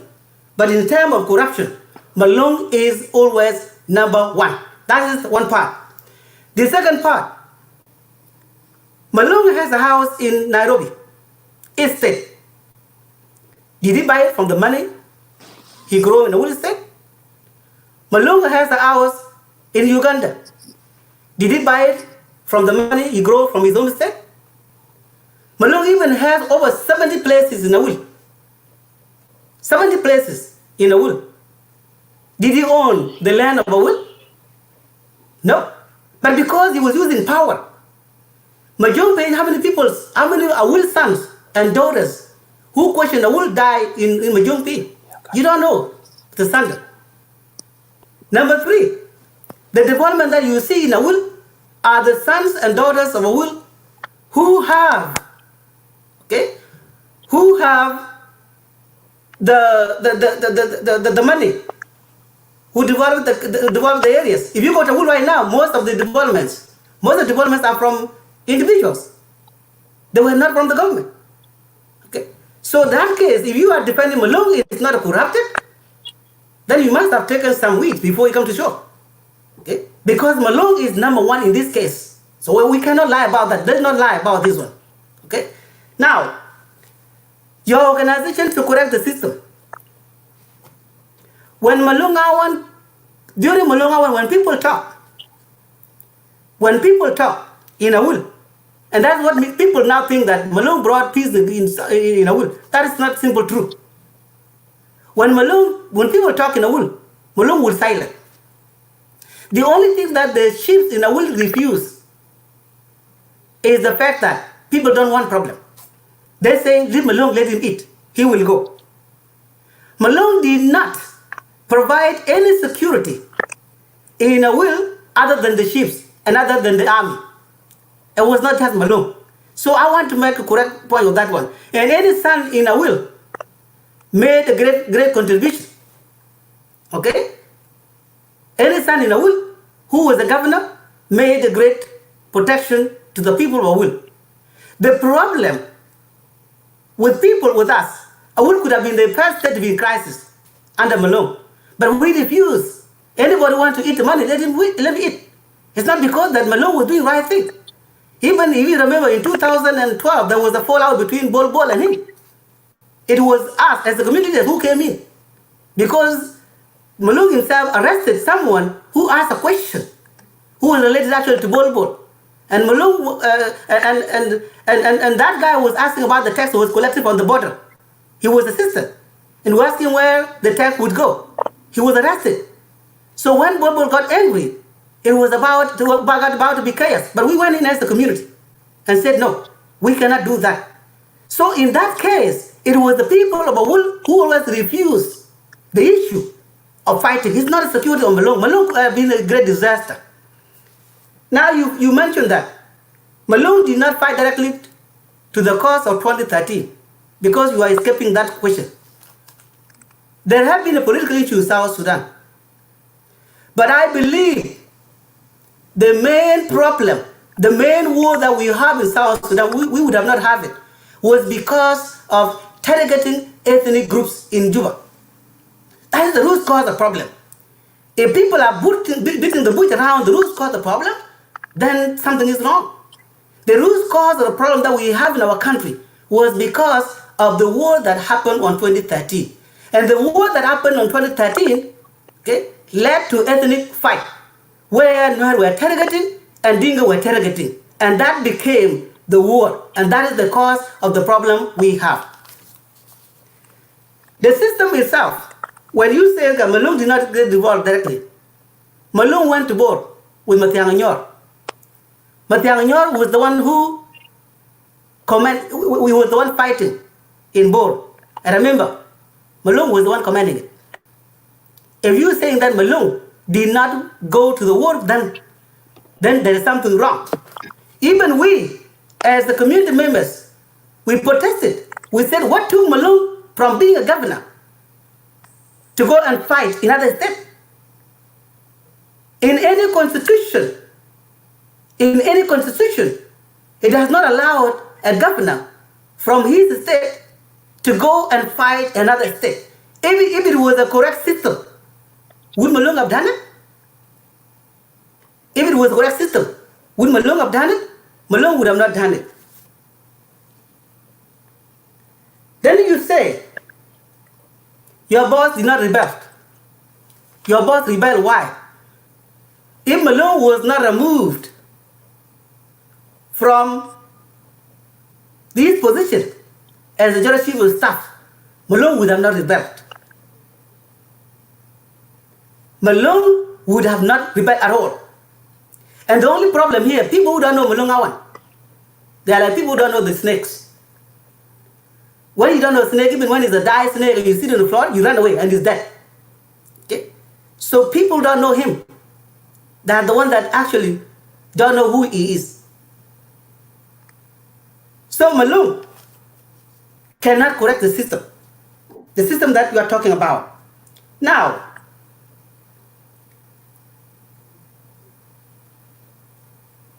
in 2018, when he was removed, if you look at all General Chief of Staff, okay? If you look at all General Chief of Staff that were hired by Salva Kiir Mayardit, they were all removed. They did not go anywhere. Because you are saying before that Malong was calm, Malong was pushed. The reason even Malong himself was put under arrest, it was because he had acting behaviors. General Lakech went to him and lied to him that tonight you would be attacked and killed. And Lakech is not a military personnel. He is a military intelligence guy. He was not in the command of Malong. What prompted him to go and talk to Malong? If Malong did not rebel, why would he leave at night? Why would he leave at night and said, I wanted to go to Awil to calm down the situation? For your information, Malong wanted to go to Awil, and when he wanted to go to Awil, he would declare himself as an independent. Then Wall was the one who rejected him. Then Wall was the one who said, no, Malong, we cannot do that for your secret information. Then Wall was the one who took the phone and called Salva Kiir and said, Malong is now leaving, and what you want to do is not good. So please talk to him, and convince him to go back. So Malong actually rebelled. So if you say that he did not rebel, Malong rebelled. He was saying it for the people not to hit him. But that was the rebel. Because in any case, you cannot take the keys for the ops. You refuse to handle the responsibility because you are released. So I believe that Malong Awan is the rebel. Okay? Malong Awan is the rebel, and if you say you are not rebel, unfortunately, people are getting confused with your mission. Just accept that you are rebel and you are opposing the government. Now, what is not clear, and this is the question. In terms of corruption, your leader is number one in corruption. And you want to champion the rights of the people. Which people did not have rights under him when he was the governor? Corruption, it was in his hand. The same guy who set up the same system, you are against it. How would you change this system? Thank you.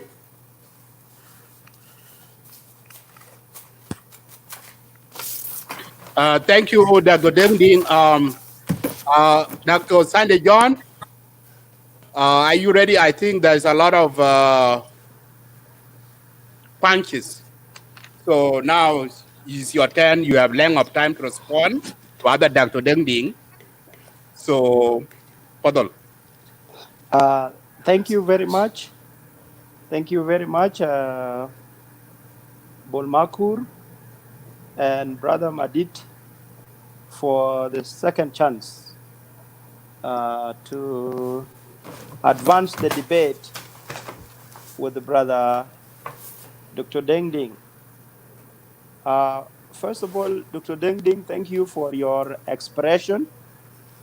And I would respond from the angle of calmness, and I will not be carried away by emotions whatsoever.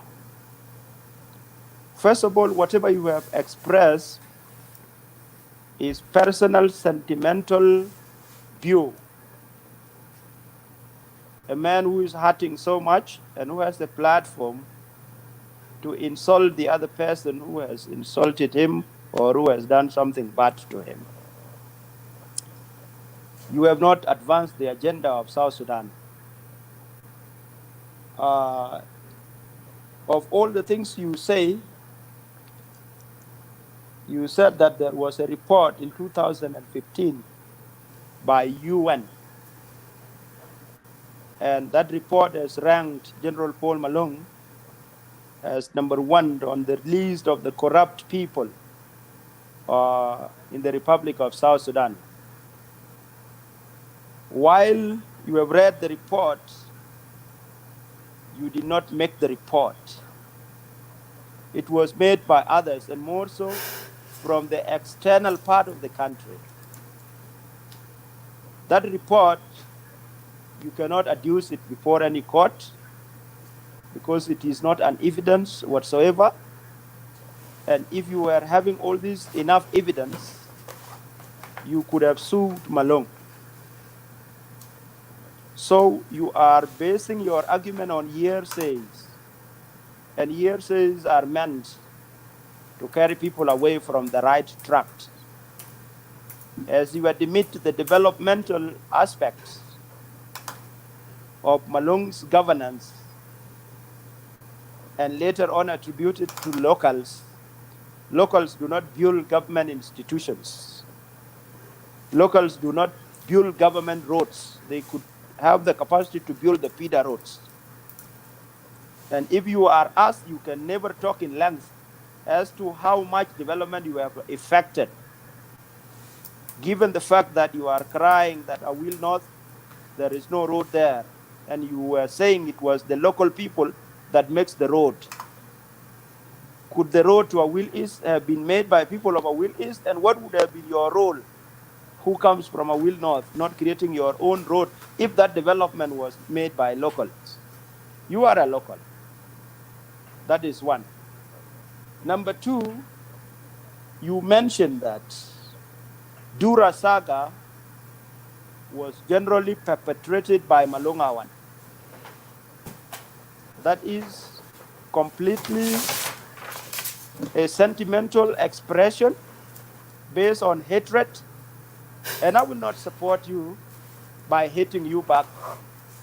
Instead, I will tell you that relieve yourself from hate. It has clouded you, it has deprived you of your wisdom, it has diminished your knowledge, so that you can be able to use the right platform to argue the case that belongs to the people. Dura Saga is generally a problem of South Sudan under the Ministry of Finance and not the governor of a will state. That is one. You also said that motion was raised by Kuala Tian Mayen because the Dura have not reached a will. The Dura Saga is a general case of South Sudan, I repeat, and it was not for a will alone or for the government of a will independently. It was a subsidiary kind of work decided by the government of South Sudan through its right instruments to serve the public with the Dura, with the cognizance of the fact that a payment was coming. This issue of Dura Saga is not attributable to Malong. It was a case of Kuala Tian Mayen, and it has led to his relief by the president. Malong has no power to relieve a national minister. One. Number two, Kuala Tian Mayen is a minister. He doesn't have a motion, a right to raise a motion against the governor. Those just are sentimentals, and you have to reconstruct your sentences as maybe Kuala Tian complained elsewhere, but he cannot raise a motion against the governor. He is not an MP. He was a minister in the cabinet, and if he is an MP, he could have raised it together with the other MPs in a will. That is that. In 2015, according to the report, a will was corrupt. But Malong was already a chief of the army.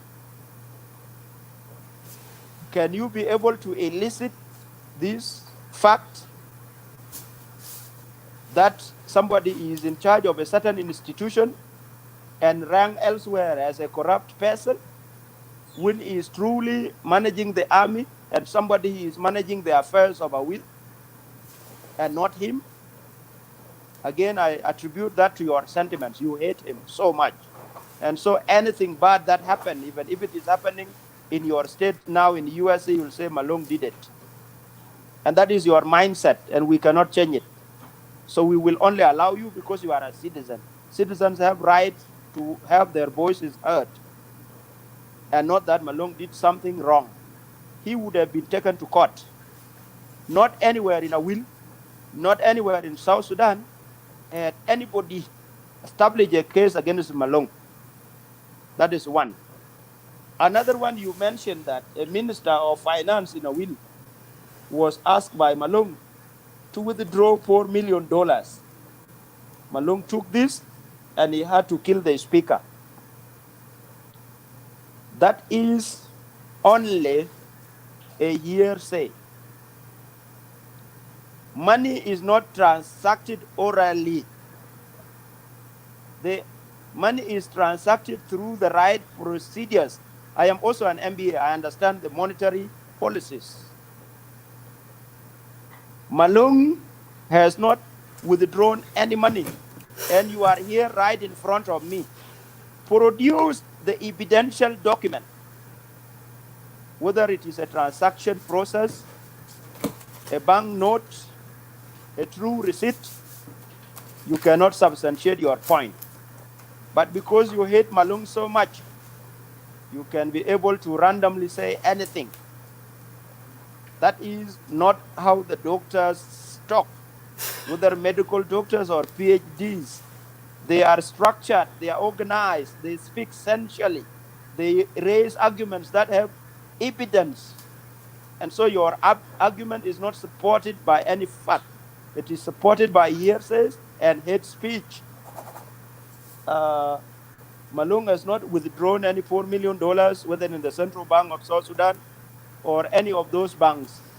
And I believe there is no bank account in a will, in whichever bank that you are talking of, that would sustainably hold something of $4 million.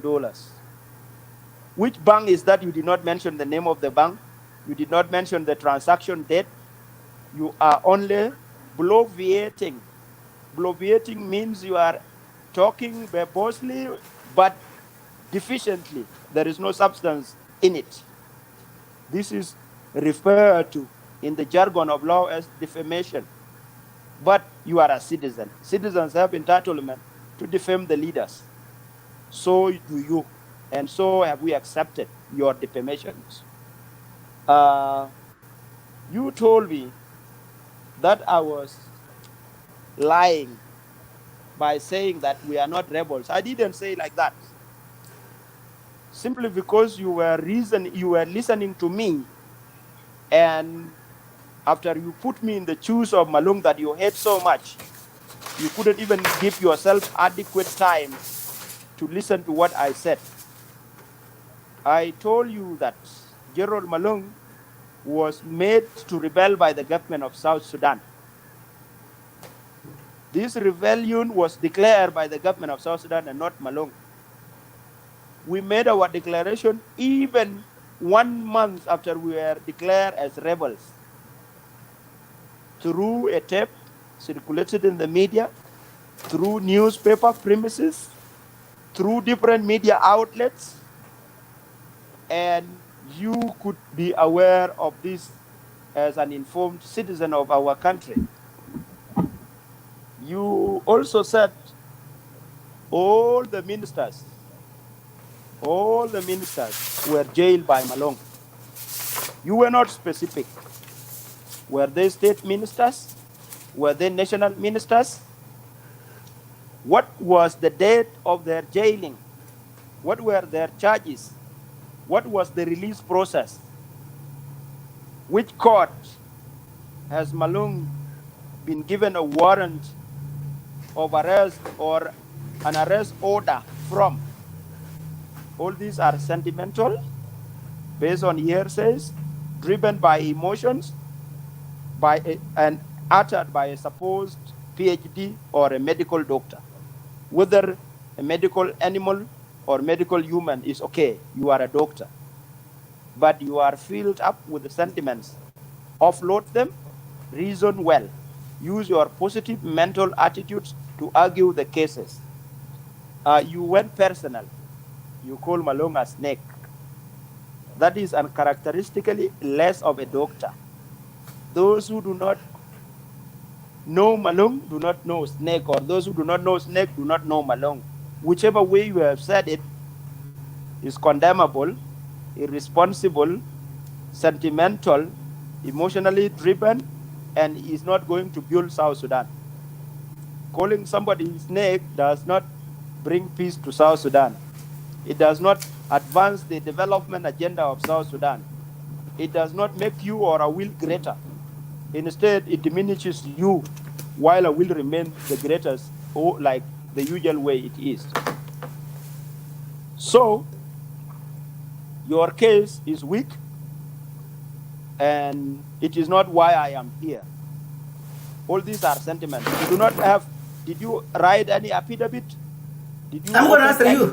Just talk. I'm going to answer you. Just talk.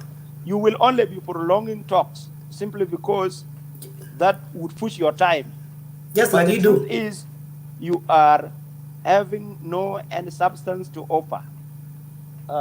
Thank you. You can't say so has stolen this and you don't have a document to adduce. Saying it so and having no supporting document would be vitiated by a court of law that is of competence jurisdiction. And you attributed conflict of South Sudan as ethnic targeting, whether by Nuer or by Dinka. What was the genesis of ethnic cleansing or targeting this ethnic group from the other? It has to be a political division. And to bring you closer to it, there was an ongoing SPLM conference. And this started even many months after the document that would have been referred to as the SPLM constitution was popularized by Dr. James Waniga in all states of South Sudan, and it led to the division. I knew the information before, and I still know it now, because I was with people who were involved, and I am with them still, and not Malong. Do you know the SPLM SG is part of Soma? Gerald Pagana Moom or Honorable Pagana Moom is the SPLM SG. He can give you an elaborate account of what went wrong until the conflict erupted. Whatever consequences that came thereafter are the aftermath of the conflict itself. So, if you were accusing me of having lied, I would still excuse you and say that I have not come here to insult you. I have the respect for you. But again, your sentiments are too high that they breach ethics of the debate. So the conflict that happened in South Sudan has a root cause, and that root cause is the one to be addressed. Even if it is the killing of people, still it can be addressed so that those who have been killed could be accounted for. That is the basis of what they call transitional justice in the agreement that they have signed and in the subsequent agreements that will come. There is to be transitional justice, and that is the basis of instituting what we refer to as hybrid court. So if you have a case there against Malong, against whoever you want to sue, you have every right to do it. But what I know is you want only to talk in the media that negative, but you do not have any single paper. In your next argument, kindly raise them, bring them to the screen, and make the public understand that your case has evidential basis so that they can be able to attribute that quality of having spoken out the truth to you. But if you don't have transaction documents, if you don't have this, if you don't have this, you can be considered as a bloviator that is trying to create an impression negative to a fellow citizen. That is one on this topic. As we come back, you said Malong Awan has arrested a speaker of the assembly. Many other people have died or they have disappeared underground. There is no human being that is existing in South Sudan that has no responsible person that if he is banished or killed by anyone could not be questioned. And nobody, including Salva Kiir, is above the law in the country. Anybody that has killed somebody would be questioned. Today you are raising allegations that Malong has killed other people. When he was in South Sudan peacefully there, and you knew he has killed your brother or your cousin or the speaker of your assembly, and you did not raise a case in any competent court of law, that is something that would raise the eyebrows. It is either you are saying something that is not true, or you just want to talk for the sake of talking. If Malong has a murder case, assuming he is a murderer, rightly he would have been sued by anybody whose relative or brother or sister was killed by him. You are trying to project Malong in the wrong image. He has been in South Sudan. He was not hidden. He was not only exposed to people of a will, he was all over the country. And if he has murdered somebody, he would have even been jailed for that, because it is a moral turpitude subject to legal questioning. Because if you kill someone, you ought to answer for that under all the laws of South Sudan. There is no law that permits killing of others. If you are raising your question of relatives or fellow statesmen having been killed by Malong in a will in the Lake State media, then you are not brave enough. You have not made this case before. And if not that, you are making it up. And if you are making it up, then it is wrong. You ought to rebut from it. You also said that our forces have attacked people. I told you we have a military wing. We did not kill citizens. Instead, we fought. We lost a commander in the person of Manut Yel, and the government lost a commander in that battle. It has not spilled over to any person, and it was just because our force was attacked while moving. In self-defense, they retorted. You don't have to come today to the media and say Malong is a rebel. That is not important for today's argument. He has been a rebel since SALP was declared in 2018. That thing is not a news. You don't even have to provide evidence to support it. That this place we have shot, we have a force. If it is not because of the cessation of hostilities, we can attack any town at will because we are fighting with the government. As a matter of honesty, what are we hiding from that? I am a rebel. There is nothing bad with rebellion. I am questioning the system that is depriving you and I. What is it that you are doing in South Sudan? Besides here says in the foreign land, just like I am doing. But I have a question. I have men on the ground that are questioning the authority every night, every morning, every evening. We have militants, we have forces capable of fighting for the cause of people of South Sudan. You are saying that the peace in a will or the Massyria conflict with people of a will was brought to a halt or was stopped by substantially the action of chiefs. You know the contribution of Malong to that. You are only dishonest and could not admit what he has done. This debate has degenerated, is losing its value. Let us go back to issues. We have not come here to debate Malong. We have come here to debate South Sudan. In general, I would say if you have a case against Malong, kindly follow it through the right channels, not through the Lake State media. The right channels are: one, competent court of law. Two, if you have that case, put it in the international platform, and there are courts established for that. Your sentiments are enough to, if they were to be true, to keep somebody in jail for 100 years or life imprisonment. Kindly reason as per politics of South Sudan and not the personalities. That is weak and it is not building us. We need to talk about why there are no roads in South Sudan. We need to talk about why people in South Sudan do not have hospitals. Like you said, a Will Hospital is the worst hospital in South Sudan. What meter have you used to measure the hospitals of South Sudan, and you have to rate the Will Hospital as the worst of all?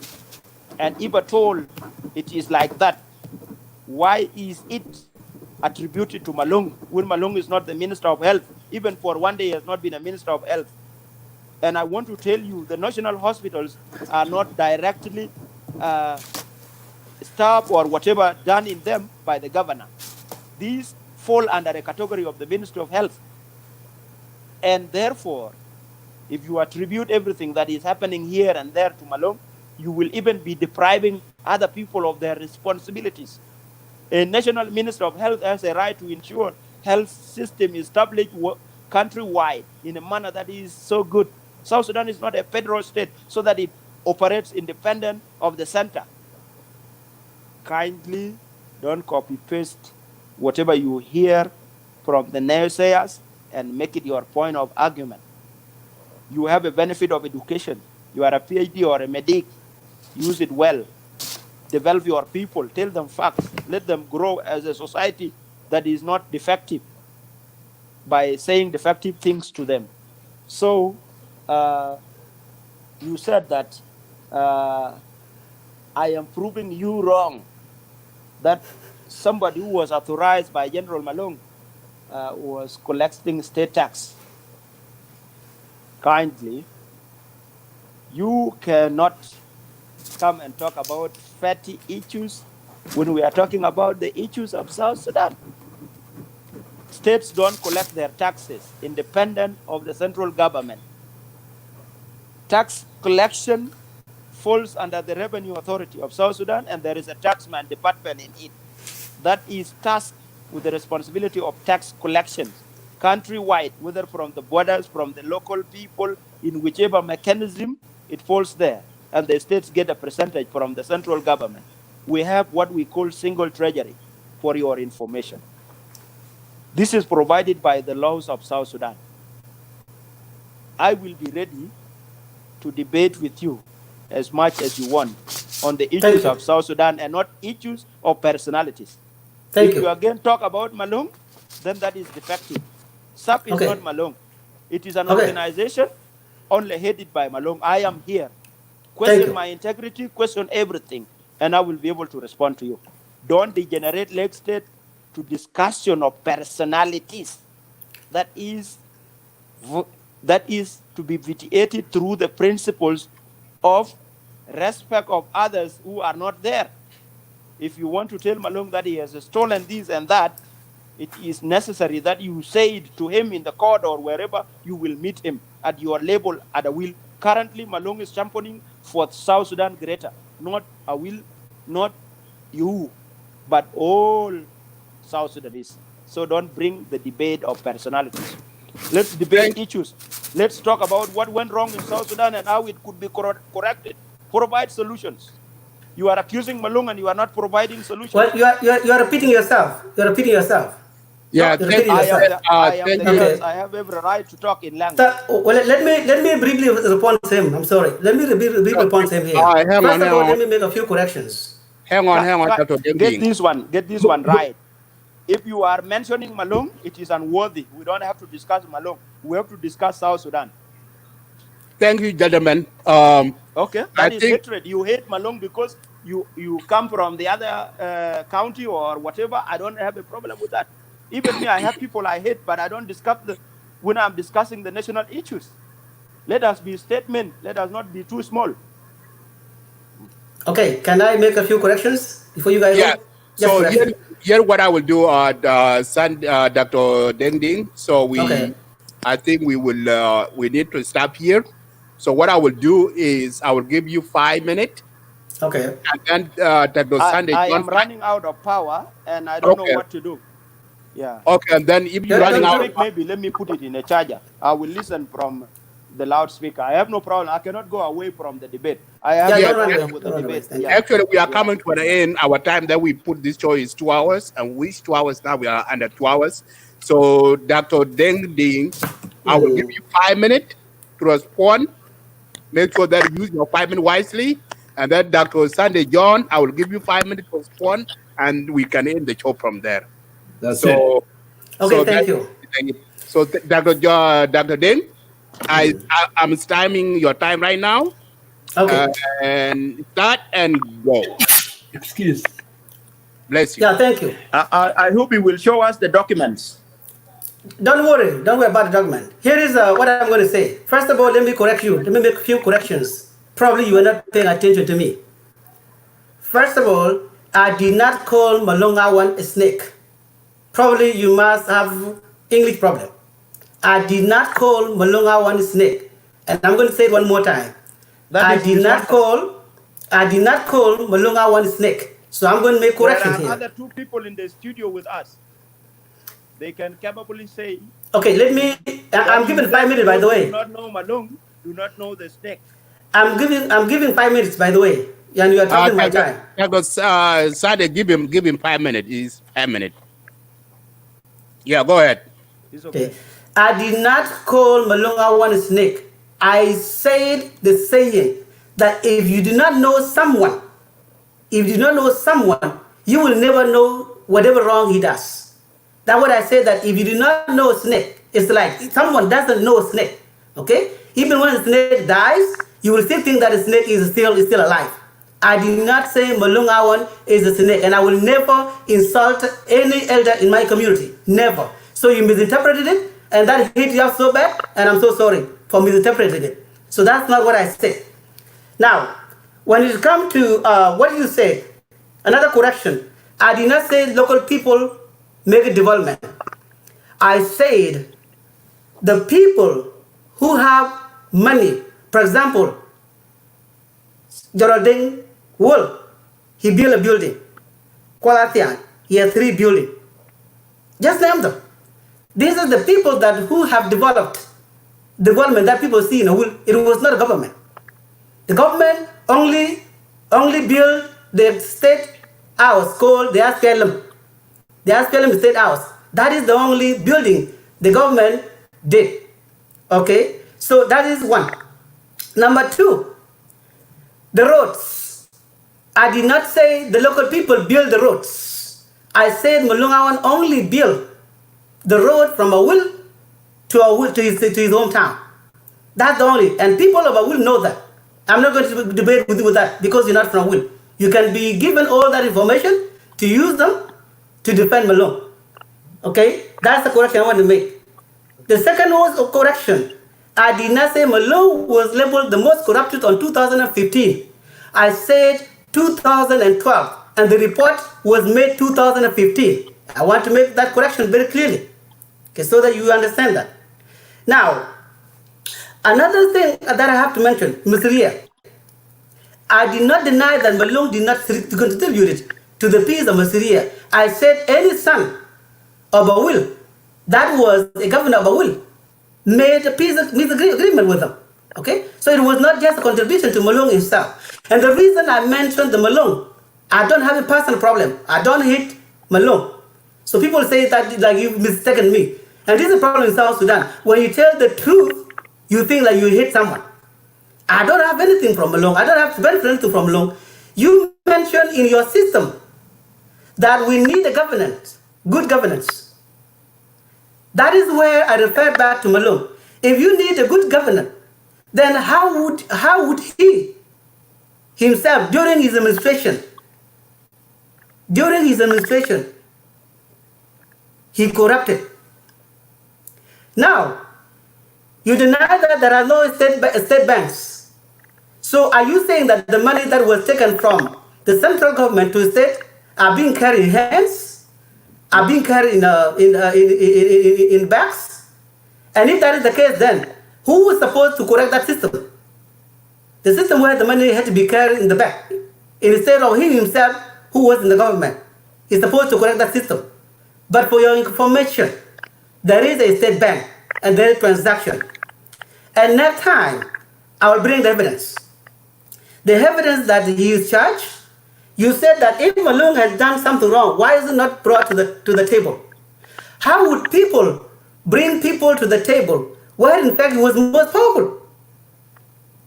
He was most powerful. Just the same thing now in Juba. People now are being killed in Juba right now. And when you complain, you go to jail tomorrow. That's the same exact thing that your leader was doing.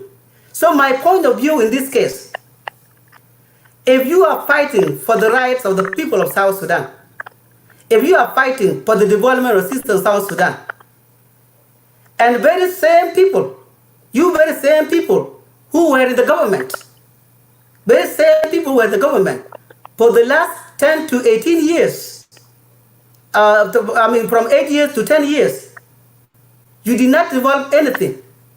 How would you again come back and develop South Sudan that you corrupted as your own organization? Now I took away Malong Awan. Let's just say as your organization. This is the same organization that has corrupted people, the same organization that failed the system, the same people that created the system.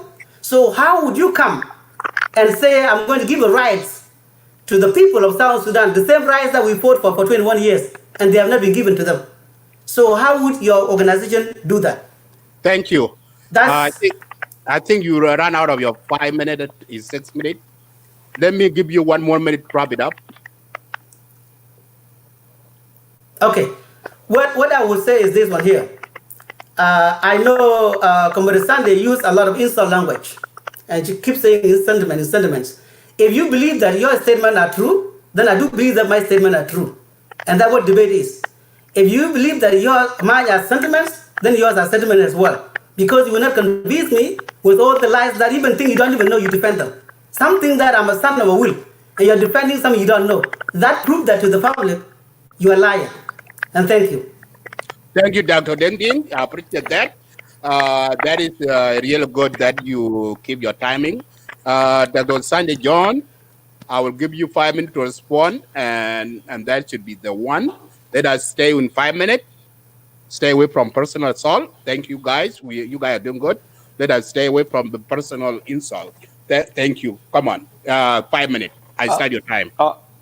Thank you very much, Madid Majak and Bolmakur, and also Dr. Deng Deng. First of all, I have never met Deng Deng before. We just met today through this forum, and it's good. It has created a good platform that we have known ourselves as Sons of South Sudan. I have not come here to defend Malong. I have come here to articulate issues of South Sudan. And if Deng Deng was listening to me properly, I have only quoted him verbatim, meaning quoting him from what he has expressed. Now he has denied that he has not insulted General Malong. I did not come here for accountability. He is responsible for his words. If he has said he has not insulted him, is well and good. I did not come to put words in his mouth. Number two, he is saying that General Malong was involved in the government of South Sudan and he did things that are wrong, so he wouldn't be as new as anybody that he is imagining to come to the country and govern again at any level simply because he did this and this wrong. That is not the right thinking. The right thinking is going deeper and understanding to the governance itself. The governance of the country is not individual, it is constitution. If Malong is championing for reforms in the constitution, and it happened that the constitution has been reformed, a constitution as per Madid that was permitting him to do bad things here and there, is that not one a success? It's a success. We are creating attributable alternatives that can make the country the best place to live by all, so that if somebody is wrong, he would be told that you are wrong and he doesn't kill people. That is what we are championing. You don't have to ask children who are born and who have not been there to create this change. It will not happen. It is the system to correct itself. And that is why Malong is correcting the rest of the system members. And whatever he will do will bring good credence to our country. This is factual. When he is saying that the money to state usually follow the transaction through banks, and if that is not the case, then the governors are wrong. You stand to be corrected. Banking system is not a function of governors. It is a function of the banking sector under the government of the central bank of the country. And no governor has a bank. And no governor is to be tasked with the responsibility to restructure banks. What happened in South Sudan, for your information, is that we have coordination offices that are existing in the center. These coordination offices have coordinators and their financial men that are called chairs. They follow up the budget of the state. When it is available, they actually do what we refer to as chartering of an aircraft and fly with the money to the respective states. That is what happened. Whichever bank that the governor of Awil has established and is banking with any other bank on the other side is not true. The commercial banks that are there do not do those transactions. Also get the inside information and read, and also reason from the informed point of view. The states fly their money to their respective headquarters. So I would want to tell you that I will not dwell on this. I want to send message to South Sudanese. South Sudanese should note that the agenda of change is completely complex and it is involving everyone.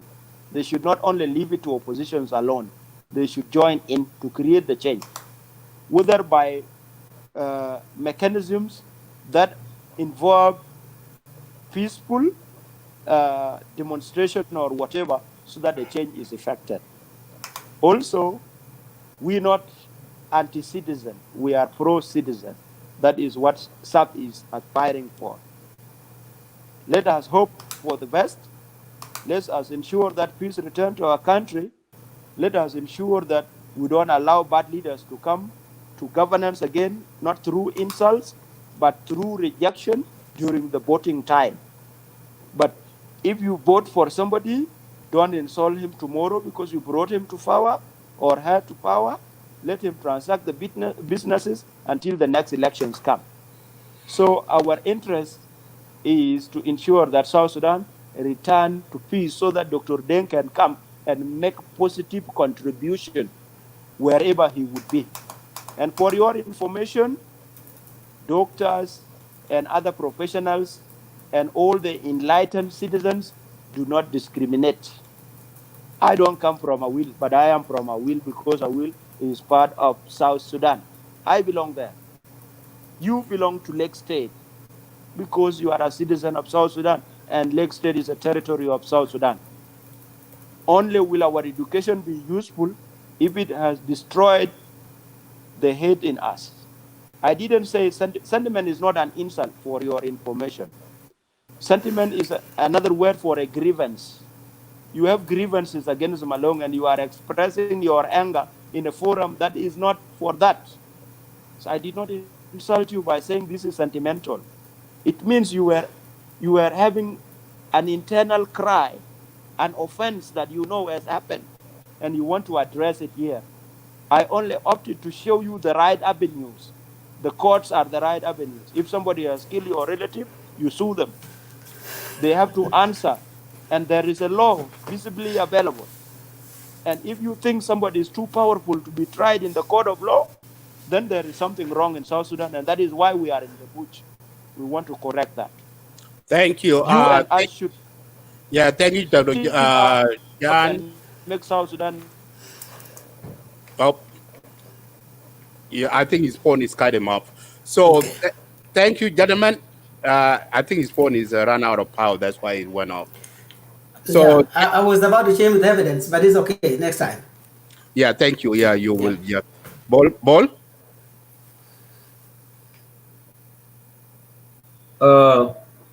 Actually, I'm happy that debate went very well. We'll give you 5 minutes, so there should be no complaint after the show, and the show went very well. And the only thing that happened, Dr. Sunday John ran out of power, but he already made his point. He was on his limit. He finished his point. Even if his power ran off, he should have been stopped. And then we closed the show. The show went very well, and we will schedule another show another time. Thank you very much, the viewers of Lake State, Dr. Deng Ding, Abraham Madid, Bolmakur, and our guest, Mr. Sunday DeJohn. Madid, you can close the show. Thank you. We want at this time. Thank you, our viewers, for coming in, for listening in to our guests. This is a wonderful thing, what we are doing here, and we want to thank our special guest, Dr. Sandy John, for coming to the State Media and to hear from him, and let South Sudanese hear it from their side. So what we are doing here is that all we are also Sudanese. We are supporting peace. So all opposition and the government have to come to on the table. Those opposition that still out still not join the peace. We are recommending and we are encouraging them to join the peace, to join the government, IG and ISPL-IO and the other parties that they sign the peace. So for being said, thank you so much. Have a wonderful Sunday. May God bless you all, and may God bless South Sudan. So that Thank you. that is our time for the evening. And thank you for tuning in. For those of you, Lake Stage is open to everybody. We welcome everybody criticism. So for those of you who just came late, please go ahead and watch the show later. For that, thank you, gentlemen. Thank you, Dr. Deng Ding. Thank you. Thank you. And I will stop the end here.